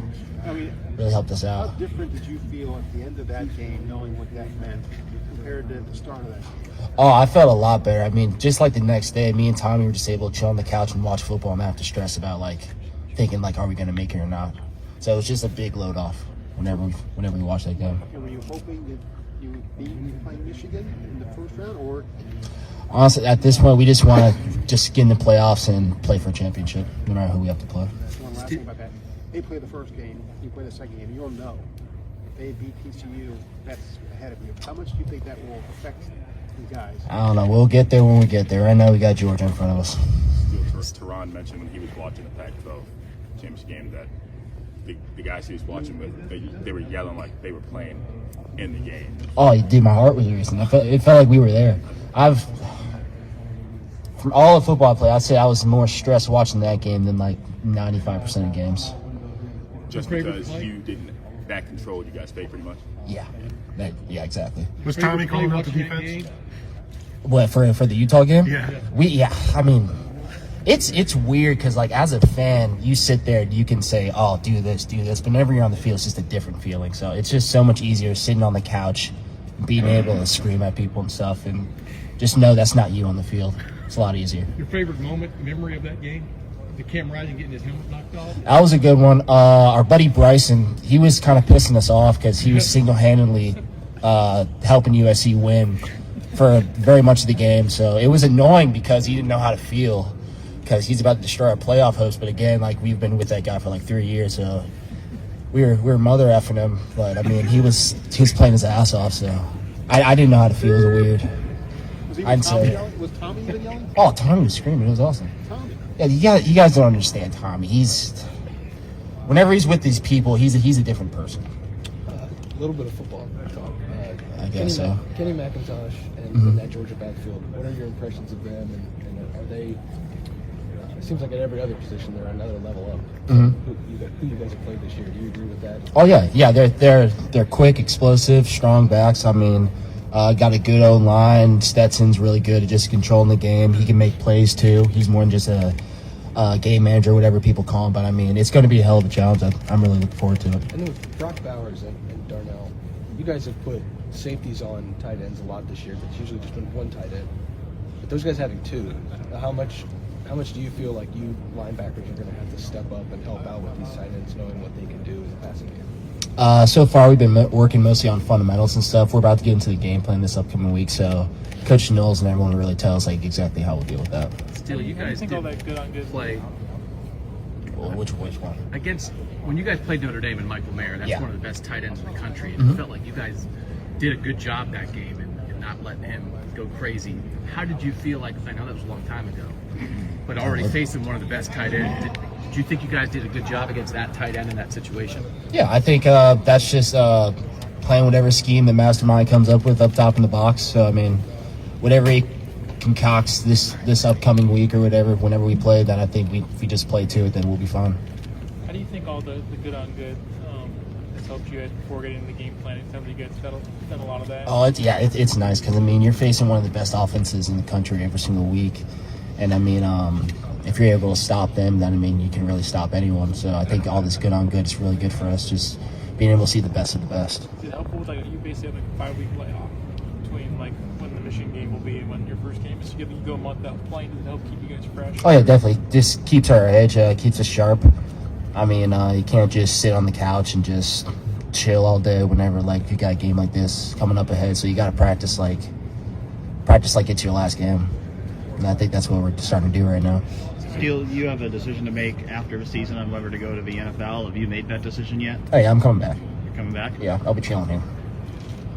What made you decide to come back for another year? I just wanted 3 years under my belt at linebacker. I mean, I feel like I've progressed in just my knowledge of the game, but I think there's just a lot more that I need to learn. I feel like I'm pretty premature as far as, like, linebacker savviness. Was there ever a moment where you thought about the decision, or that seemed very quick? You know, there's no question about him coming back. Was there ever a moment where you thought you might not? I mean, I sat and talked to my dad about it, like, in the preseason. I always thought I was going to come back for a fifth year, especially after the position change. But I mean, that's always just been my first option, and I think just after this year, that's what I'm going to stick with. Are you starting to be in Tommy's ear? Like, yeah, we're both coming back? No, we don't really talk about that stuff. I mean, me and Tommy, we don't really talk football much. We just, I don't know, we just talk about other stuff, really. Steele, what do you think a third-year linebacker would be for you as a player in your life? Just a better understanding of the defense, and then just football in general. I think just having that will just make you a better player. Steele, whether you're angry about a loss as a player, or maybe you guys feel like you have a second life here, a second opportunity, can that make a football player or a football team like play better on the field? Can that have a tangible effect on how you guys are when you get out in a game the next time? Yeah, I think it does. I think it just puts a chip on your shoulder. Right before practice, Coach Day was talking about the former national championship teams. He was talking about 2002, they were underdogs to Miami. 2014, they weren't expecting to get into the Big Ten championship, but they got in a 4th seed. I think just playing with that underdog mentality, that chip on your shoulder, that can really help a team, I guess, just do better. I think that's what we're starting to develop. We can just see it like in practice. People are getting real chippy, but I mean, it's still a brotherhood, so we're not like doing anything crazy. But I think you can really see it in this team right now. Because we don't want to put words in your mouth or try to understand how you guys are feeling, but you're saying you maybe do feel that as a team with where you guys personally, the way like we practice right now and stuff, I do feel that, yeah. Okay. And it is that you guys are so often the favorite, so often the team is viewed on top. Do you feel like that's unusual in your Ohio State career to have a feeling like that?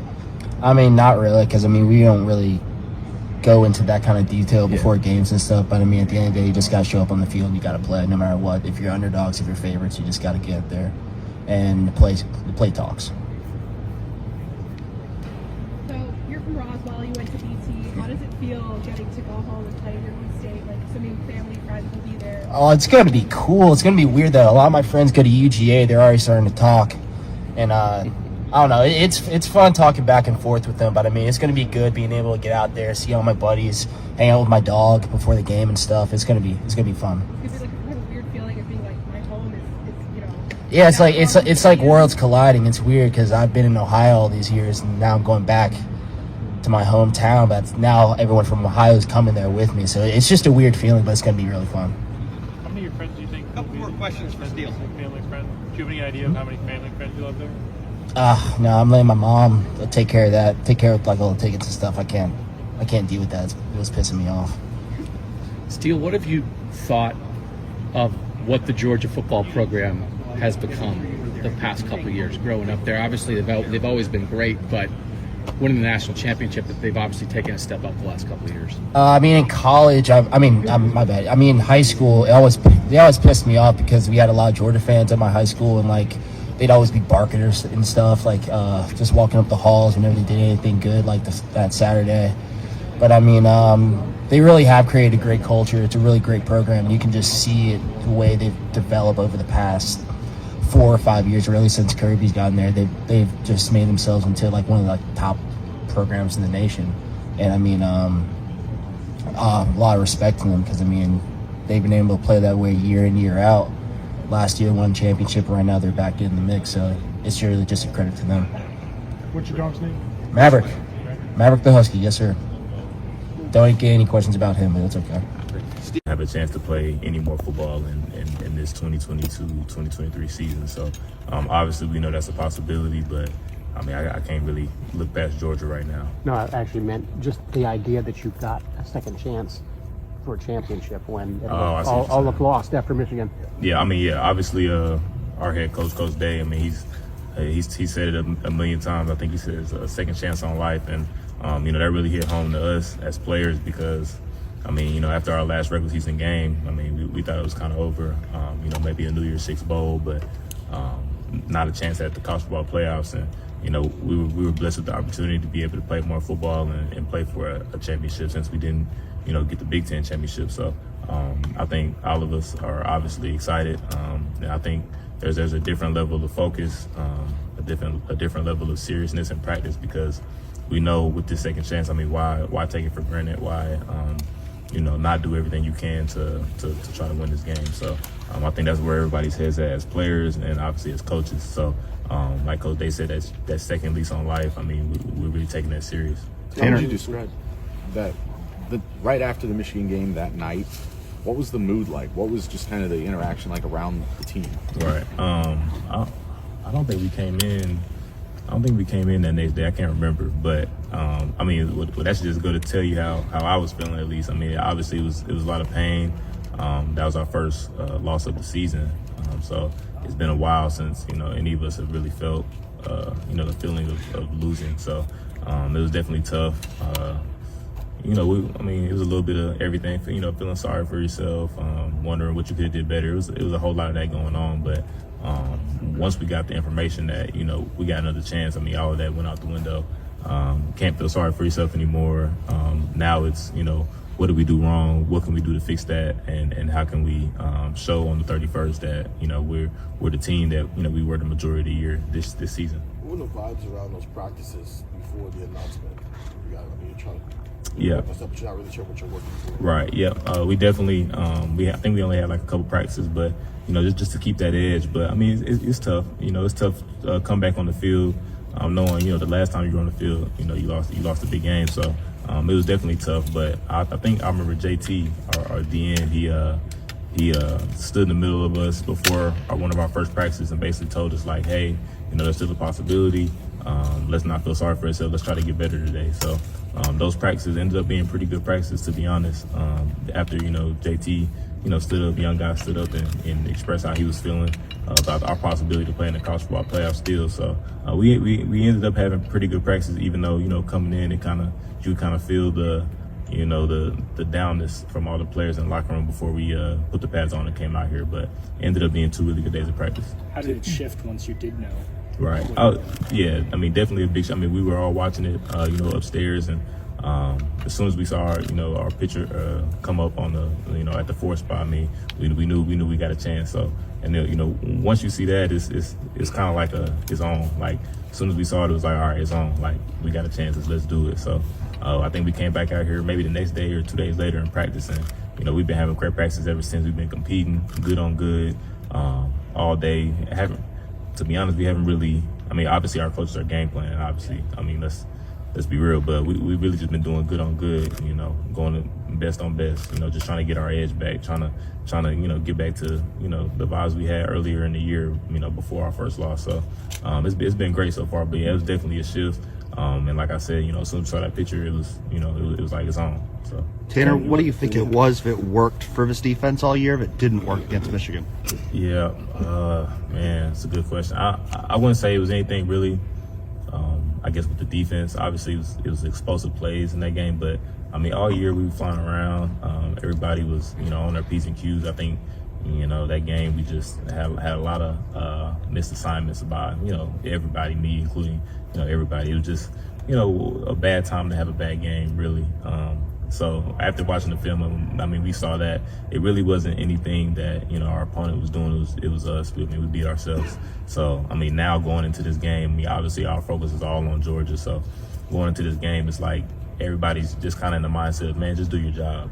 I think if everybody does their job, it may be a different outcome.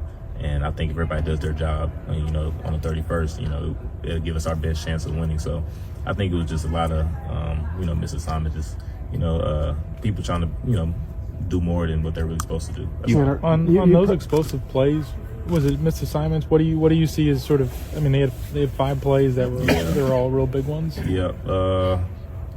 I can't give you like the specifics of what happened in each individual plays, but I mean obviously some of them maybe it could just be one gap. Somebody misses one gap and it's an explosive play. I mean that's just the life you live as a defensive player. Even being a defensive back, I mean somebody gets behind you is going for 80. So that's just the life you live as a defensive player. And I think in that game, whether it was bad eyes, whether it was a missed assignment, I mean, it just happened at the wrong time. But I think, like I said, coming into this preparation for the 31st, I mean, everybody's just focused on doing their job. It wasn't a lot of that going on in that game, but I think now that we know, hey, if I just do my job, we're gonna win. I don't have to do anything special. I don't have to go out there and be Superman. I just gotta do my job, and that'll give us the best chance of winning. And I think now, that's our focus. It's gonna be a different game. Tanner, you probably know Jim Knowles better than anybody. Right. He's had a great year. Obviously, that was not a great performance by anyone. Right. Nah. How have you seen him this week, or since you got a second chance on life here? How did he take it? I mean, have you talked to him? Right. Yeah. Most definitely. I mean, he addressed us. I mean, I've talked to him personally. Obviously, Coach knows. He takes full blame for anything defensive. I mean, he tells all the time, "Hey, that's my fault." And I think as a leader of young men, I mean, he does a great job with that. But we also know, we're the ones playing on the field.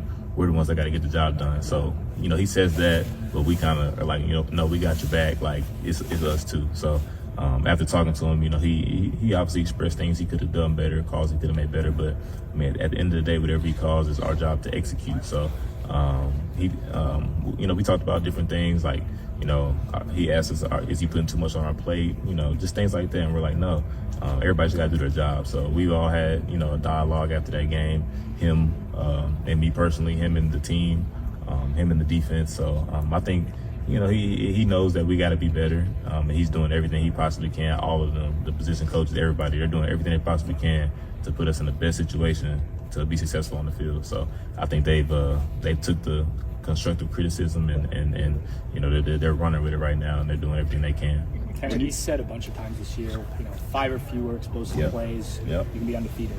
But in a game like that, 5 plays make the difference. All right, exactly. Does that change from your experience with him in those bigger games? Does that that number maybe become 2 or 3 is all you can handle? Right. How does that work in a big game like that? I mean, Coach knows he's been coaching for a long time, so I think he's had that even since I was at Oklahoma State, the 5 or less undefeated. That's what he calls it. So I don't think it changes. I think 5 is a good number. I mean, he's played a lot. He's coached a lot of football games, but like you said, I think it was way more than 5 that game. But that rule has been reigning true. I mean, obviously you can get away with it when you play, opponents that you're, better than. But when it comes to that matchup game, when you're playing, as Coach Day say, when you're playing against yourself, teams that have the same amount of caliber stars or whatever the case may be, or just athleticism. That really comes to play. That 5 that's undefeated, man. You gotta really tighten up as a defense. You gotta really be able to stop the bleeding as a defense. And those explosives, those are punches that'll leave you leaking and you'll bleed out. So, like I said, that was just a bad game, a bad time to have a bad game by our defense. So, but now I think that 5 that's undefeated holds true. So we got to remember that while we're on the field. When he talks about specifically on 2 of the 3 big time pass plays, one was a missed tackle, but the other 2, basically safeties got run past. You know what I mean? Or lost leverage. You know what I'm talking about. Right. Even a zone turns into a man-to-man at the end of it, right? Right. What were the lessons learned about those 2 plays in particular? Obviously y'all were kind of selling out up front. Go ahead. Yeah. I think just do your job. Obviously in the back end, there's complications too. Our defense is complicated, but like you said, certain plays, even if it's zone, they turn the man. So, if your job's to stay on top, stay on top. If your job's to, be underneath the receiver, then be underneath the receiver. It all goes back to just doing your job. There's not really, there's a coaching point, but there's not really a coaching point. It's just kind of do your job. Like I said, and that was a big game. Even myself, I found myself like I was trying to make a big play, instead of just doing my job, man. So I think we just all need to, we all went back to the drawing boards, and it's like, it's really simple, man. Just do your job. You don't have to do anything special. So it really all stems back. All those big plays that you guys saw, stem back to, man, just do your job type of thing. Yeah, in other words, it comes down to know where you are on the field and know where you do have help and know where you don't, right? Exactly. And try to funnel it to the help side. Wherever your help is. Yep. Exactly. There's, I don't remember the specific coverage we were in, but like I said, everything stems back to doing your job. Yeah. One other quickie. These 2 tight ends, I know you've looked at them probably ad nauseum by now. Yeah. What is the special challenge they present? Because both of them in their own way are a big play, and one guy's a beast. Yeah. Size, I say size. Darnell? I think 0. He's a really big guy. As a quarterback, I would love to throw to him just because of how big that target is. You can kind of put it anywhere, and he's able to catch it. And then the other tight end, he's he's almost like a receiver. I mean, he's just a bigger receiver. I mean, he has great catch radius as well. I mean, he's a pretty polished route runner, you know, for a tight end. I mean, both of those guys can hurt you defensively. So that's definitely going to be a focus. And they're great blockers. I mean, obviously Georgia has a really good run game, just like, you know, when we played the team up north. So we obviously have to prepare for both the run game and, you know, have really good eyes in the back end to know, okay, they may block, but when they release, let's attach to them and let's cover that. So that's definitely in the game plan. Like I said, we haven't really, in practice at least, done a lot of game plan stuff, but obviously we're watching film and we know what's coming, so I think we'll be prepared. A lot of people say they remind you of Michigan a little bit in the way Michigan likes to play. I mean, like to pound on you a little bit. Do you feel that too? Yeah, I mean, I definitely agree with that. You know, both really good teams. Obviously, top four. I think that's 1 and 2. So, and they play similar, man.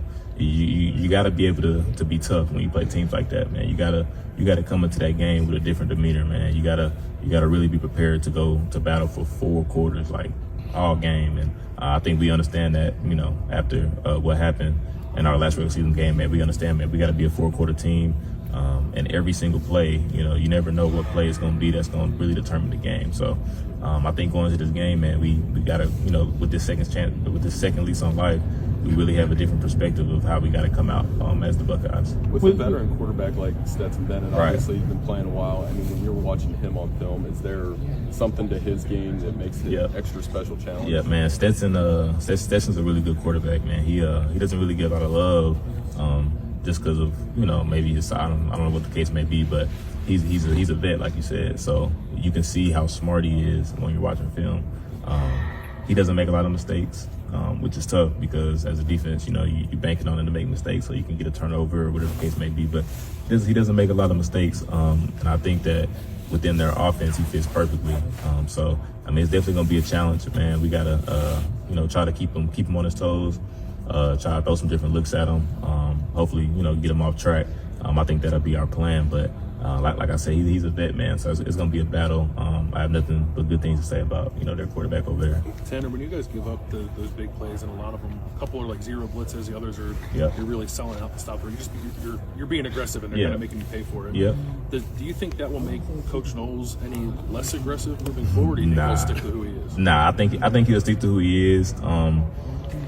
And even when he is being aggressive, man, in the back end, we just got to tighten up and do our job because, you know, we're aggressive every game. It just so happened that game, you know, the majority of times we were aggressive. We kind of, you know, paid for it a little bit. But I don't think it's going to change. I think he may change, like, you know, when he calls, you know, when he wants to be super aggressive to sell out, he may change that. But the amount of aggressiveness, I doubt it. I think we just got to tighten up. Everybody just got to do their job.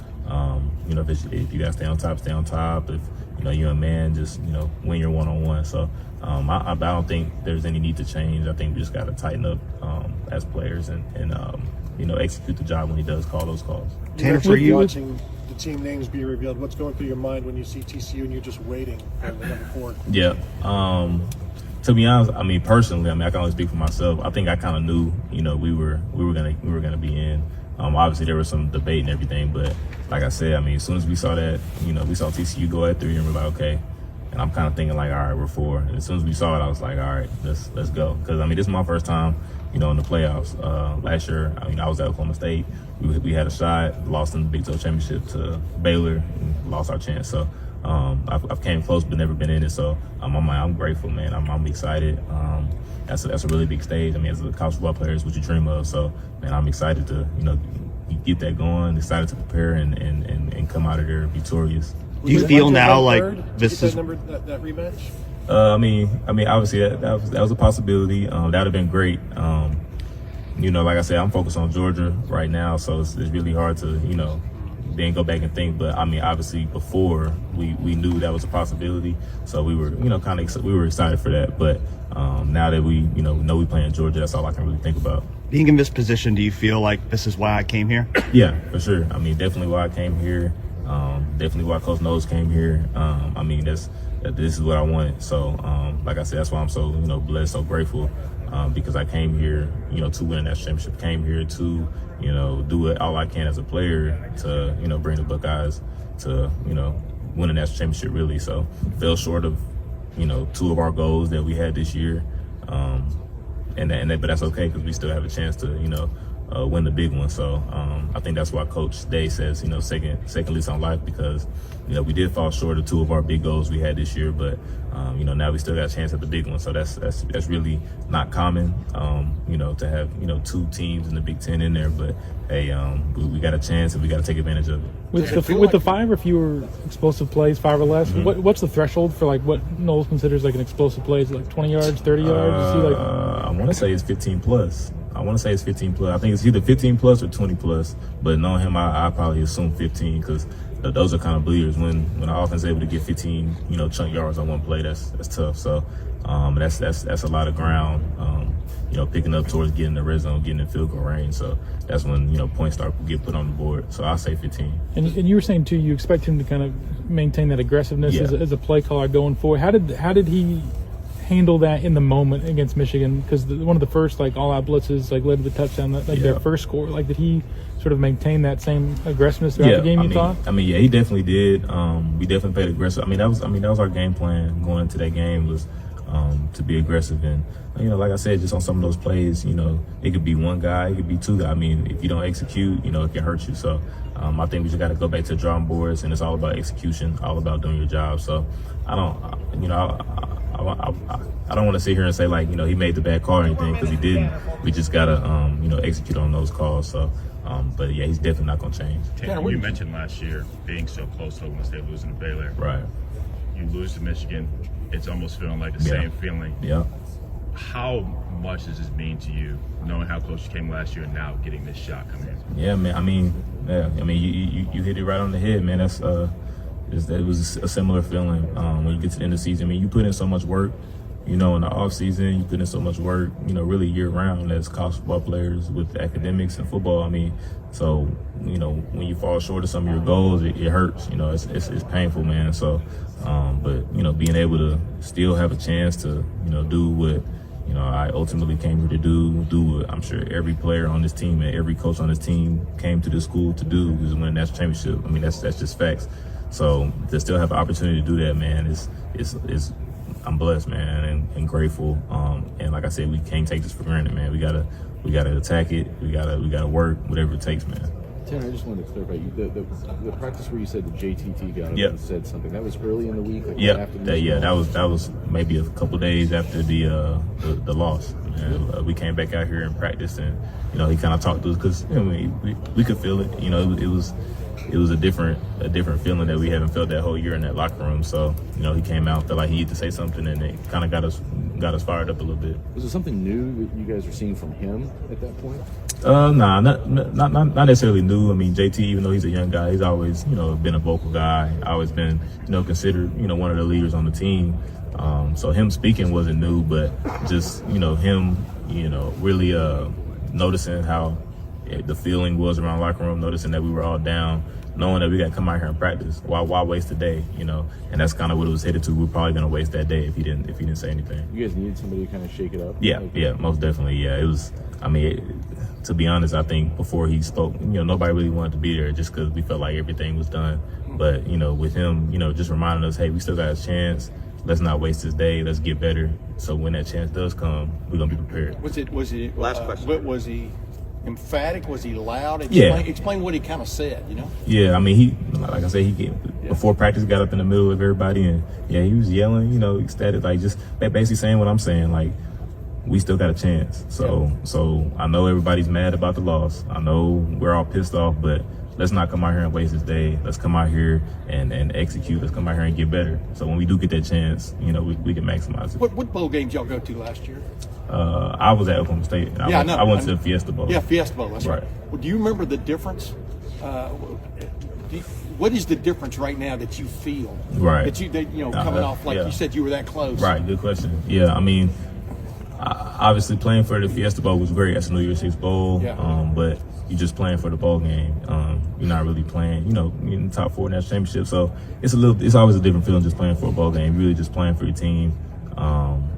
And playing, you know, just, you know, getting another win on the chart. But here, I mean, I feel like we're playing for all of, you know, Buckeye Nation, you know, the city of Columbus. I mean, all the fans. I mean, it's a lot on your back when you're playing for something big like a national championship, and that's history, man. Like, I know you guys see these banners all around here, man. I mean, I want to be on one of those. So I mean, that's the difference. You know what I mean? You have your name on a banner. You get to really make history. And as Ohio State Buckeye, I mean, and that's never going to change. You can't take the national championship away from me if we, are able to win one. You can't take that away. So I think that's the difference. Is that pressure and intensity? Is that how would you? I mean, yeah, for sure, definitely pressure, definitely intensity. But as a player, that's what you play for. I mean, you're at Ohio State. I mean, you're gonna have pressure. You're gonna have all of that. It's 105,000 every game. So, but that's what you play for. I mean, that's what I came here for. That's what everybody came here for. So that's no biggie. I think we're hungry. That loss left a nasty feeling in our mouth. So I feel like everybody's hungry, just motivated to play.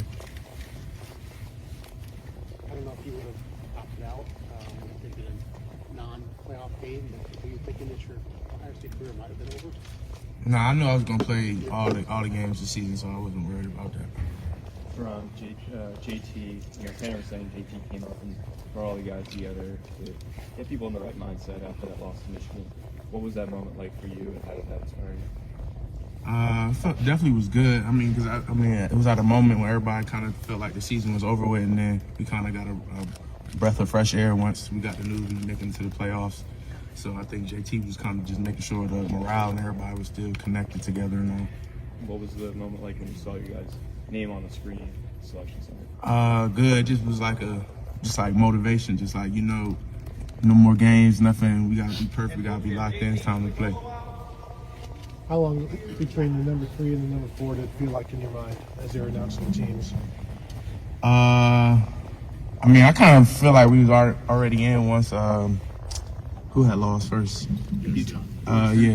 Once Utah beat USC, so I kind of felt like after that moment we were in. There was no question about it. Where'd you watch that game? USC-Utah game. I watched it at my apartment with a few of my teammates, like me, Javante, Taraja. What were you guys doing?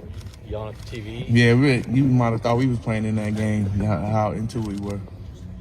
Did you know, Taron, when that game was over, that okay, we're going to get another? Yeah, like I knew it like 100% that we were going to make it. And then when TCU had lost, that was just a cherry on top for 100%. I know we locked in. How would you describe that emotional swing from how you felt after losing a game like that to your rival, and then you watch that game on Friday night and you know that you have another chance? That would seem to just be a pretty low and then a pretty high. Yeah, I mean, Coach Day we had practice in the middle of that week, so to keep guys just kind of into it and then banging and stuff. So I felt pretty good after just knowing. It's just confirmation. Does it excite you maybe that possibility of a rematch is still alive if you're able to beat Georgia? Yeah, most definitely. We just got to focus on Georgia, and then whoever we play next, hopefully it is Team Up North. That'd be great.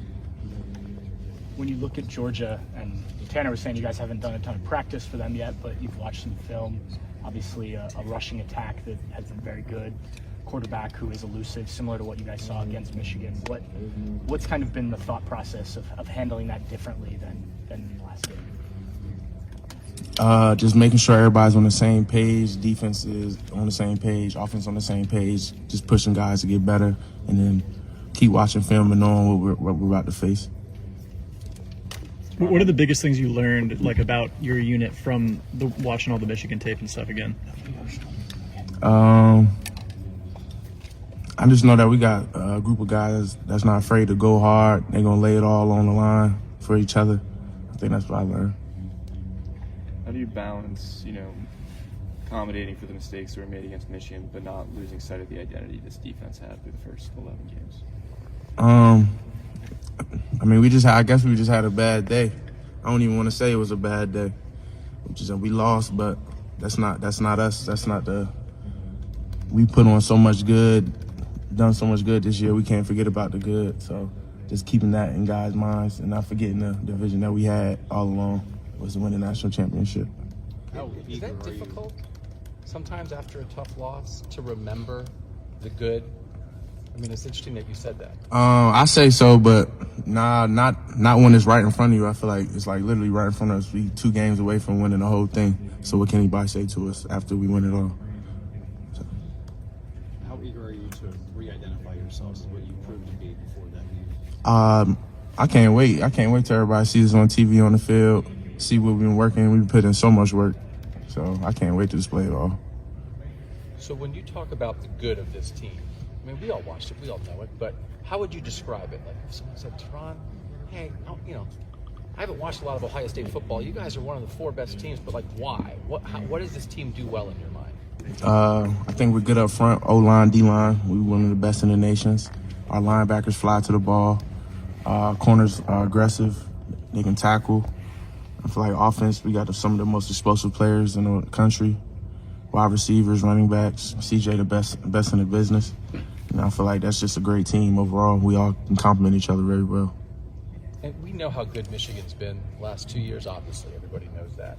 But the idea that, I mean, it's right there in front of you, obviously, to win a national championship. But you're also getting to test yourself against another great team.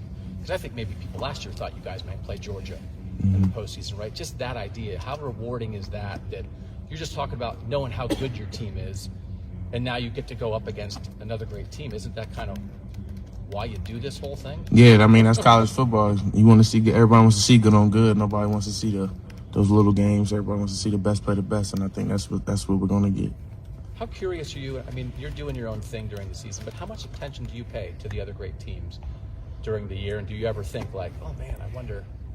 I feel like you have an idea. It's hard to kind of watch games with us playing games in our schedule, but you kind of just check the scores, see the rankings every week, so you kind of have a feeling of who those top 5 teams are every week. So it wasn't a surprise like they were playing Georgia or anything. Do you have teams you follow? I follow Illinois just because I have former high school teammates and stuff. So LSU, just guys that I know personally. I try to follow up with their team, see how they're doing and all. Taron, those practices after the loss, what were those like? I finally feel like dudes were just playing angry. We had a fire lit on us. It's time to go. No more games or anything. Everybody holding everybody accountable. Players holding players accountable. Coaches holding players accountable, and players holding coaches accountable. So I feel like that's all we needed. How do you have that feeling when you don't know yet if you have anything else to play for? Yeah, it's definitely hard, but you just gotta find motivation. It's like it really all started with Coach Day. He said it from the jump. That's why he had us practice the week of all the championship games, because he was like, I know we're gonna make the playoffs, so we gotta be ready. So we can't just be surprised when it comes to us. When you feel that way, whether you feel angry or you feel like you have a second chance at something, how does that translate onto the field? Like, how does that maybe actually make you play football better when you have that kind of emotional attitude in your head or your hearts? I feel like you just got extra motivation, and then you just, I guess, release it. Yeah, that's all I can say. It's just, I feel like it's just extra fuel to your fire, more gas in the tank. That's how I feel. How do you guard against, Tanner mentioned guys, even him, were trying to make the big play rather than just making the play that was designed for them. How do you guard against that when you are angry, you are excited about it, and there is so much riding on it? I mean, just the way our defense is made, just everybody do your job. You don't have to do anybody else's job but your job. And I feel like once everybody does that, we'll be that great defense that we've seen all year. How do you feel like you do that, snap to snap, in a game? Because sometimes, right, interior defensive line, that's how you got to just staying gap sound, staying in my gap, doing my responsibilities, being in my gap, holding my gap, not getting pushed out of my gap, penetrating, just causing penetration the whole game. That's pretty much just trying to cause havoc in the backfield pretty much, and then eat it up, double teams, let the linebackers run free, make the plays, stuff like that. How do you think you've played this year? I think I played pretty well. Is this the best football you've ever played? I say so. What's that like to do that as a senior? Was that like what was in your head? I mean, every year I'm trying to play my best football, but I just feel like I felt confident in my ability. I felt confident in the scheme when Coach Knowles came in, and then just feeling healthy. So I had no excuses for not to produce. How much have you guys missed a healthy Mike Hall, like over the last half of the season? Definitely miss Mike. You always feel his presence when he comes in the game. He makes plays whenever he comes in. So definitely miss Mike. Are you expecting a healthier Mike Hall? Yeah, I'm expecting everybody to come back healthy. We ain't got no choice. It's the playoffs. I mean, isn't that part of it exciting as well? You have time to heal up and you'll be almost your full self. Yeah, everybody should. It's kind of just like, like everybody get your legs back, your whole body back. Just kind of just a refreshed feeling, a little restart.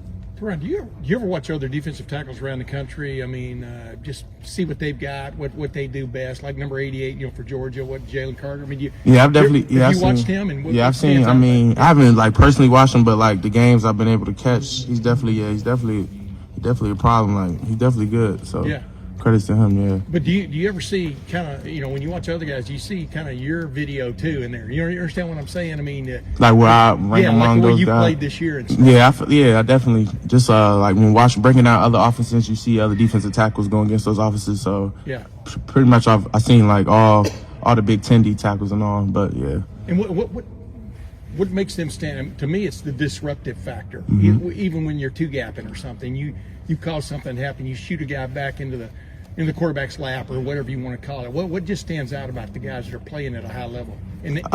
Just constant penetration in the backfield, moving the line of scrimmage back, Yeah. not getting pushed off the ball, and just causing just havoc every play. Do y'all get enough credit, do you think, your ilk? Probably not. I feel like linebackers probably get more credit, especially when you're eating up double teams and all. Because if you eat up the double team, you're pretty much the one that made that play. Because the linebackers, he's a free player. Nobody's blocking him. So, You've been big favorites in every game you've played this year. It's not going to be that way. Do you think that might have actually a good effect on you guys, that you went under pressure of everyone expects you to win, and you can maybe play a little differently? I mean the favorites and all. I feel like that doesn't really matter to anybody, because I guess nobody really looks at that. We just worry about winning the game. So, but yeah, I mean it's cool being an underdog, but I feel like that's been us all year. Even though we've been winning, people still got something to say. How much? It's kind of what Tim was just asking. How much can great defensive tackles influence games? Like when you see it again, whether it's what you guys are doing or whether you see other teams doing it. When defensive tackles take over, what does it look like? I think it changes the whole game. It doesn't allow the offense to run the plays they want to run. It changes the flow of the game. You could defensive tackle penetrating the whole game could just, I guess you could literally stop the run, because the line of scrimmage is always back. It's always back. And then just even making that causing penetration and making that the running back cut a little bit just to the outside, making him go lateral instead of vertical. So I feel like you can change the whole game. How long in your life have you sort of been thinking that way? Have you been playing defensive tackle for pretty much my whole life? And then just seeing all the great guys that came through here and seeing how defensive linemen have literally changed the game. Like, I know JT played DN, but he pretty much defensive lineman, so he literally changed the Penn State game. Like, just seeing how we can do that every game, having a guy do that every game, we could win the game. There's a poster play, what Aaron Donald did on the last play of the Super Bowl. Joe Burrow forced that play, came around the guard, etc. Is that the kind of play you dream of? I guess. That's a D lineman's boxing all day. Yeah, that's a D lineman's dream. Yeah, call game. Yeah, and do you take anything in your game from like an Aaron Donald? What do you see that you'd like to? You know what I mean? From when you watch him. Just his pad level, his speed off the ball, the way he uses his hands in his pass rush, and just the way he can fight off double teams, and then the penetration he gets in the backfield. You can't do that every play. That's a physical grind. I know Coach Johnson likes to roll you guys in. Yeah, I might say that's the main reason why we rotate, so guys can do that the whole game. But do you find yourself on occasion just summoning something that you didn't have before? You understand what I'm saying? Taron, on a big play or something, an extra effort.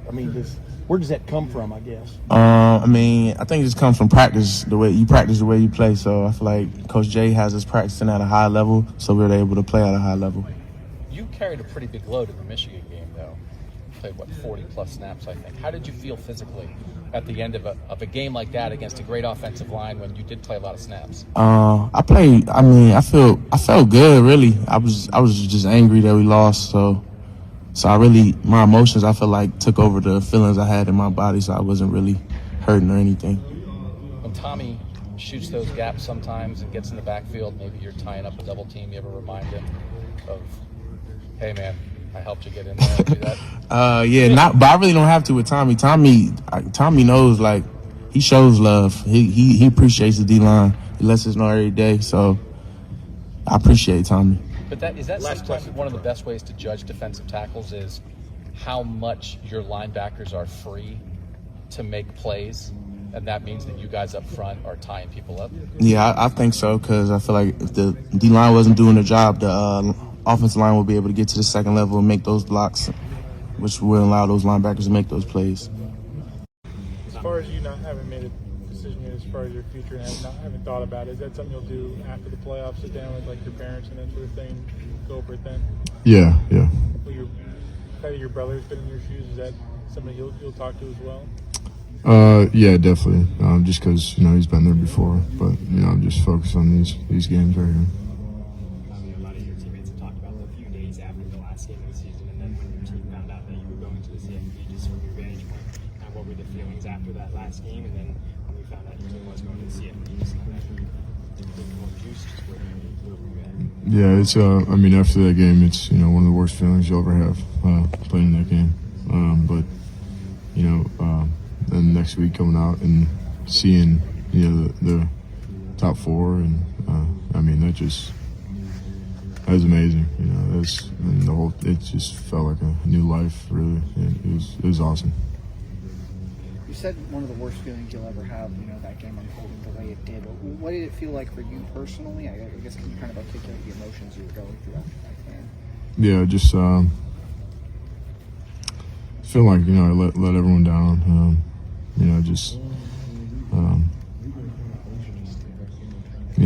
Didn't I don't know, just didn't do what I needed to do, it was tough. In that game against Michigan, you guys gave up a fair number of explosive plays. Some Coach Knowles always talks about 5 or less explosive plays. There were a few that broke through, especially for touchdowns. What do you think were some of the issues that led to those? I think just doing my job. I'm just got to do my job, those plays won't happen. It's interesting that you say, you personally let the team in. You know better than anyone, football is a very team game, obviously. Yeah.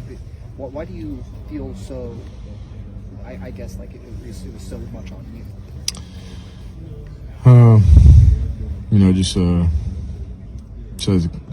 As a captain, I take it as like my job to, get everyone, including myself, ready.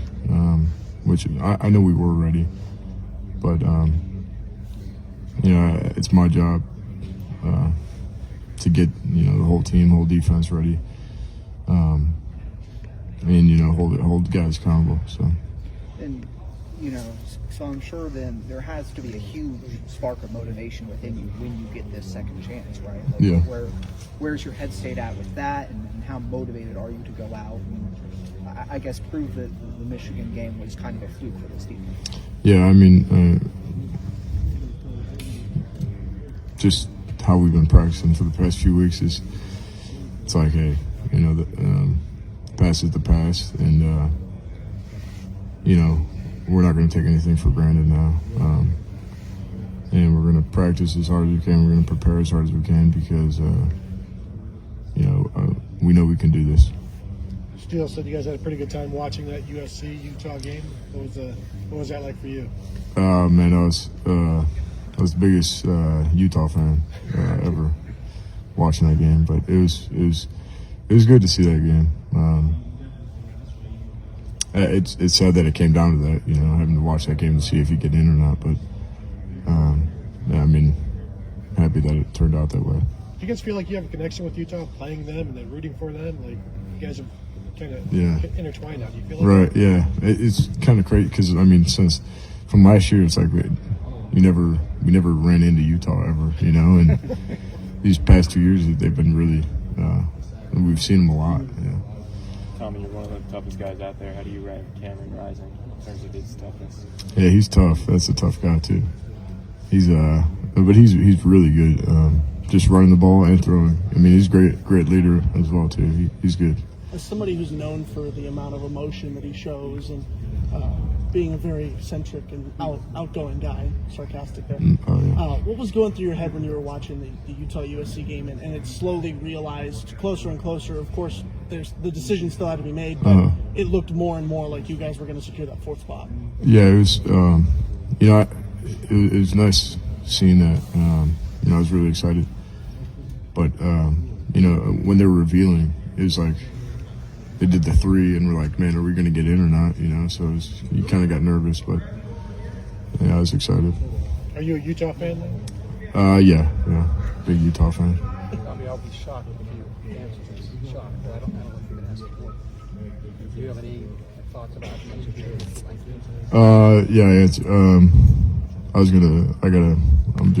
I haven't thought about it, so just gonna play these 2 games and figure it out after.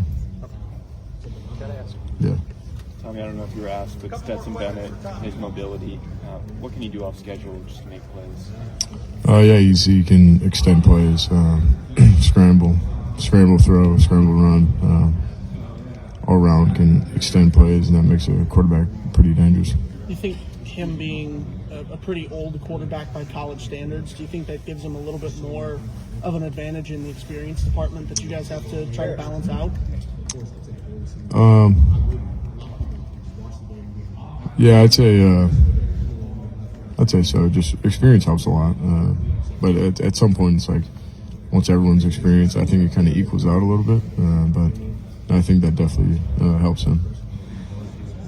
What did you personally take from your performance in Michigan and want to, at the very least, improve? I won't say fix, because there's certain degrees to this, but what do you want to change from how the world saw you in that Michigan game? I just got to play better, all around, run, pass. Just got to play better and do my job more efficiently. You kind of relish these opportunities to get to play not only SEC schools, which the world knows is a big football conference, but also teams that are high-powered on offense, almost balancing what you guys have here in that sense. Yeah, it's definitely it's exciting playing teams like that just because, different conferences. It's nice playing teams like that, but, teams that everyone looks at as being, like the greatest team. So it's really exciting. It's just an honor, to be considered one of the best in the country and to go play with the best in the country and to really showcase my talents and to really, prove that everybody else is the player that I think I am. And that's a place where guys can go from a 5th rounder to a 1st rounder. Yeah. How do you keep yourself from thinking about that right now? Because we got a national championship to go play for. We got meaningful games to go play for, and that'll take care of itself when it happens. I got to be where my feet at right now. Zach, you're going to be facing a Heisman finalist quarterback. What's his skill set like compared to maybe some of the other quarterbacks that you faced this year? Yeah, he's got an arm. He does a good job of eluding defenders, and guys will have a clean shot. He'll kind of duck his shoulder and get extra time to throw the ball to his playmakers, and that's definitely a unique challenge. But we play a Heisman finalist every day in practice. So, it's nothing that we haven't seen before. And their pass protection schemes, is it pretty standard? Just go right at you, or what do you kind of see from Georgia's offensive line? They do a lot of different things, and they change it up. They don't just drop. They do a lot of slide protections, rollouts. Get them out of the pocket. To take shots and things of that nature. Something we got to be aware of and be ready for. How much looking into the tight ends, Brock Bowers, and of course, how versatile, how dangerous are they to Georgia's offense? No, for sure. They definitely are. They're all 3 of them are good. All the guys who play are good. They're good. And they're good run blockers as well as they are pass blockers. So it's something to be able to do both and to not be able to tell based on the formation of the personnel who's doing what, who's running what, who's in the run, who's in the pass. It's definitely a challenge that we got to go on the film and identify who does what the best and where they like to go with it. Some of your other teammates have kind of related it to defending against Mayer and the Notre Dame game there in the first game. Do you see any of those similarities? Just, I guess, what was the key to maybe defending Mayer in that first game too? Our DBs did a really good job of that. And we have I think we got the best DBs in the country, the best safeties, the best corners. So I know those guys will be able to handle their one-on-one matchups. I don't know if you had made a decision about whether you would have played in the bowl game if you had been a playoff. Yeah. Had you decided? Oh, that doesn't really matter. No, I know. Playoffs, So, yeah. did you think after the Michigan game? It doesn't really matter though. We in the playoffs, so I'm playing. How excited are you for this, to know that you could go out as a national champion? No, I'm really excited for the opportunity. You know, we had the chance in 2020, and we let it slip away from us. And so this time, you know, we gotta just take it one game at a time. You know, just beat Georgia, and then if we do what we're supposed to do versus Georgia, then we'll have a chance to go win the ring. Tommy had mentioned, not to keep drawing back on the Michigan game, but Tommy had mentioned that he almost blamed himself as a captain for the loss. He took it really personally. Is that an emotion you experienced as well? Is that something you can relate to? Yeah, everybody took it personal. Everybody wanted to win that game. You know, we didn't. So, but you know, we got a second chance in life, so we got to you know take advantage of that and do the most with it. Everyone seems to say that it's been a different team since you got that reprieve. Can you kind of elaborate on that? I mean, obviously we know why. Yeah. But just how different is it? What do you mean? In terms of just, we got a second chance, we got the advantage of it, we're going to be even more businesslike, even more intense, whatever. Yeah. I mean, like I said, like we lost the team, but that season was over. And, you know, they put us in the playoffs and they gave us a chance. And so now we just gotta go play, man. Just go play football and go do what we've been doing since we was kids and go have fun and just go try to win this game. JT said that he stood up in front of you guys, I think the week after that game, and gave a message. Do you recall what his motivation was for you guys? He just said it's not over. You know, it's just said it was before the Utah USC game. He said, "You guys got a feeling that we're gonna get in. And if we do get in, we can't let this affect us anymore. We gotta shake it off. It sucks, of course. We gotta shake it off and go play because if we go in Georgia thinking about the team in another game, we're gonna lose. So we gotta just put that the past is the past and just go play." The team got a lot of fight. The team got a lot of heart. We're just not gonna give up on this team. Not gonna give up on this year. And just try to win it all. How would you have can you feel that in practice at all? I mean, I know you guys go hard every time you practice, but what's been the sense the last I week? definitely feel that guys have a chip on their shoulder. Okay. Guys are practicing harder. We got something to prove. That's something that we don't take lightly. We got a lot of people doubting us, and pretty much everybody's doubting us. Nobody thinks we can do what we think we can do, and we just got to go out there and prove it to everybody else. Zach, you've been here 4 years now, and I think you've only been an underdog 3 times total. Alabama National Championship game, both Clemson games. What's it feel like to finally, and you haven't been an underdog at all the last couple of years, what's it feel like to finally be an underdog for you personally, and kind of like, what's the team, what's kind of the vibe for the team being an underdog for We don't look at that too much. That's not out of our control. Who thinks who's going to win? We always think we're going to win. I'm sure every other team in the country thinks they're always going to win. So I don't really pay too much attention to who's the underdog. We got to go out there and play on the field just like they do. So it's interesting to get all the perspectives from you guys, because Luke Wypler was saying he's really taking that to heart. Yeah. It's so rare that he's really taking that to heart. But a guy like you, it just doesn't matter. Yeah, I mean, we got to go play. So whatever they got to say about us is what they got to say about us. There's a lot of college football players, Zach, who will never have the experience of the college football playoff and getting to participate in that. You've done it 3 times. This will be the 3rd time in your career to be part of it. Just what's it like? What's it like to play in a playoff game, to build up for a month for a playoff It's different. game? Those games are different. It's like it's almost, it feels like I would imagine the Super Bowl feels like. You go out there and it's not like a regular season game. It's not like the Big Ten championship. It's like there's cameras everywhere. There's people like famous people at the games, and it's just a crazy environment. Just because loser goes home. Yeah. And both teams know that, and the goal is not to lose. Cam Brown talked about managing adrenaline and trying to get used to that the first time around. How did you get used to it, and how will you try to relay that to young guys who haven't been on this kind of stage before? Yeah, I mean, they're going to be nervous regardless. It's because you care about something, they put so much work into something that you're going to feel some nerves, some anxiety before the game. But it's football. It's the same sport we've been playing since we were kids. So once you get out there and get that first hit under your belt, you're just playing football, you're just in the game. Obviously, the team goals are most important, but how gratifying has it been for you for some of the personal accolades that you've already received? Yeah. Zach? I mean, obviously, it's a blessing. I thank God for everything that, He's allowed me to do and the position He's put me in. But like I said, I'm not too worried about those. I'm trying to win a national championship. How often do you take notice of like the banners around day. here? You do.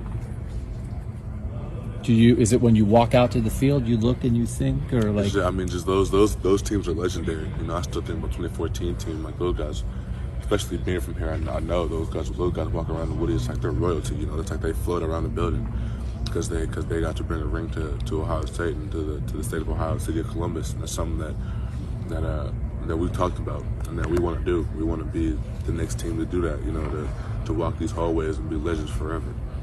I would imagine that would be a huge emotional swing of you think that opportunity is gone and now it's back and you have the chance to be royalty. Yeah. I can't even, like, that's crazy, man, to go through that. Most people in life don't have a situation where you have an emotional swing that wide, because that's how important it is to be a national champion in your mind.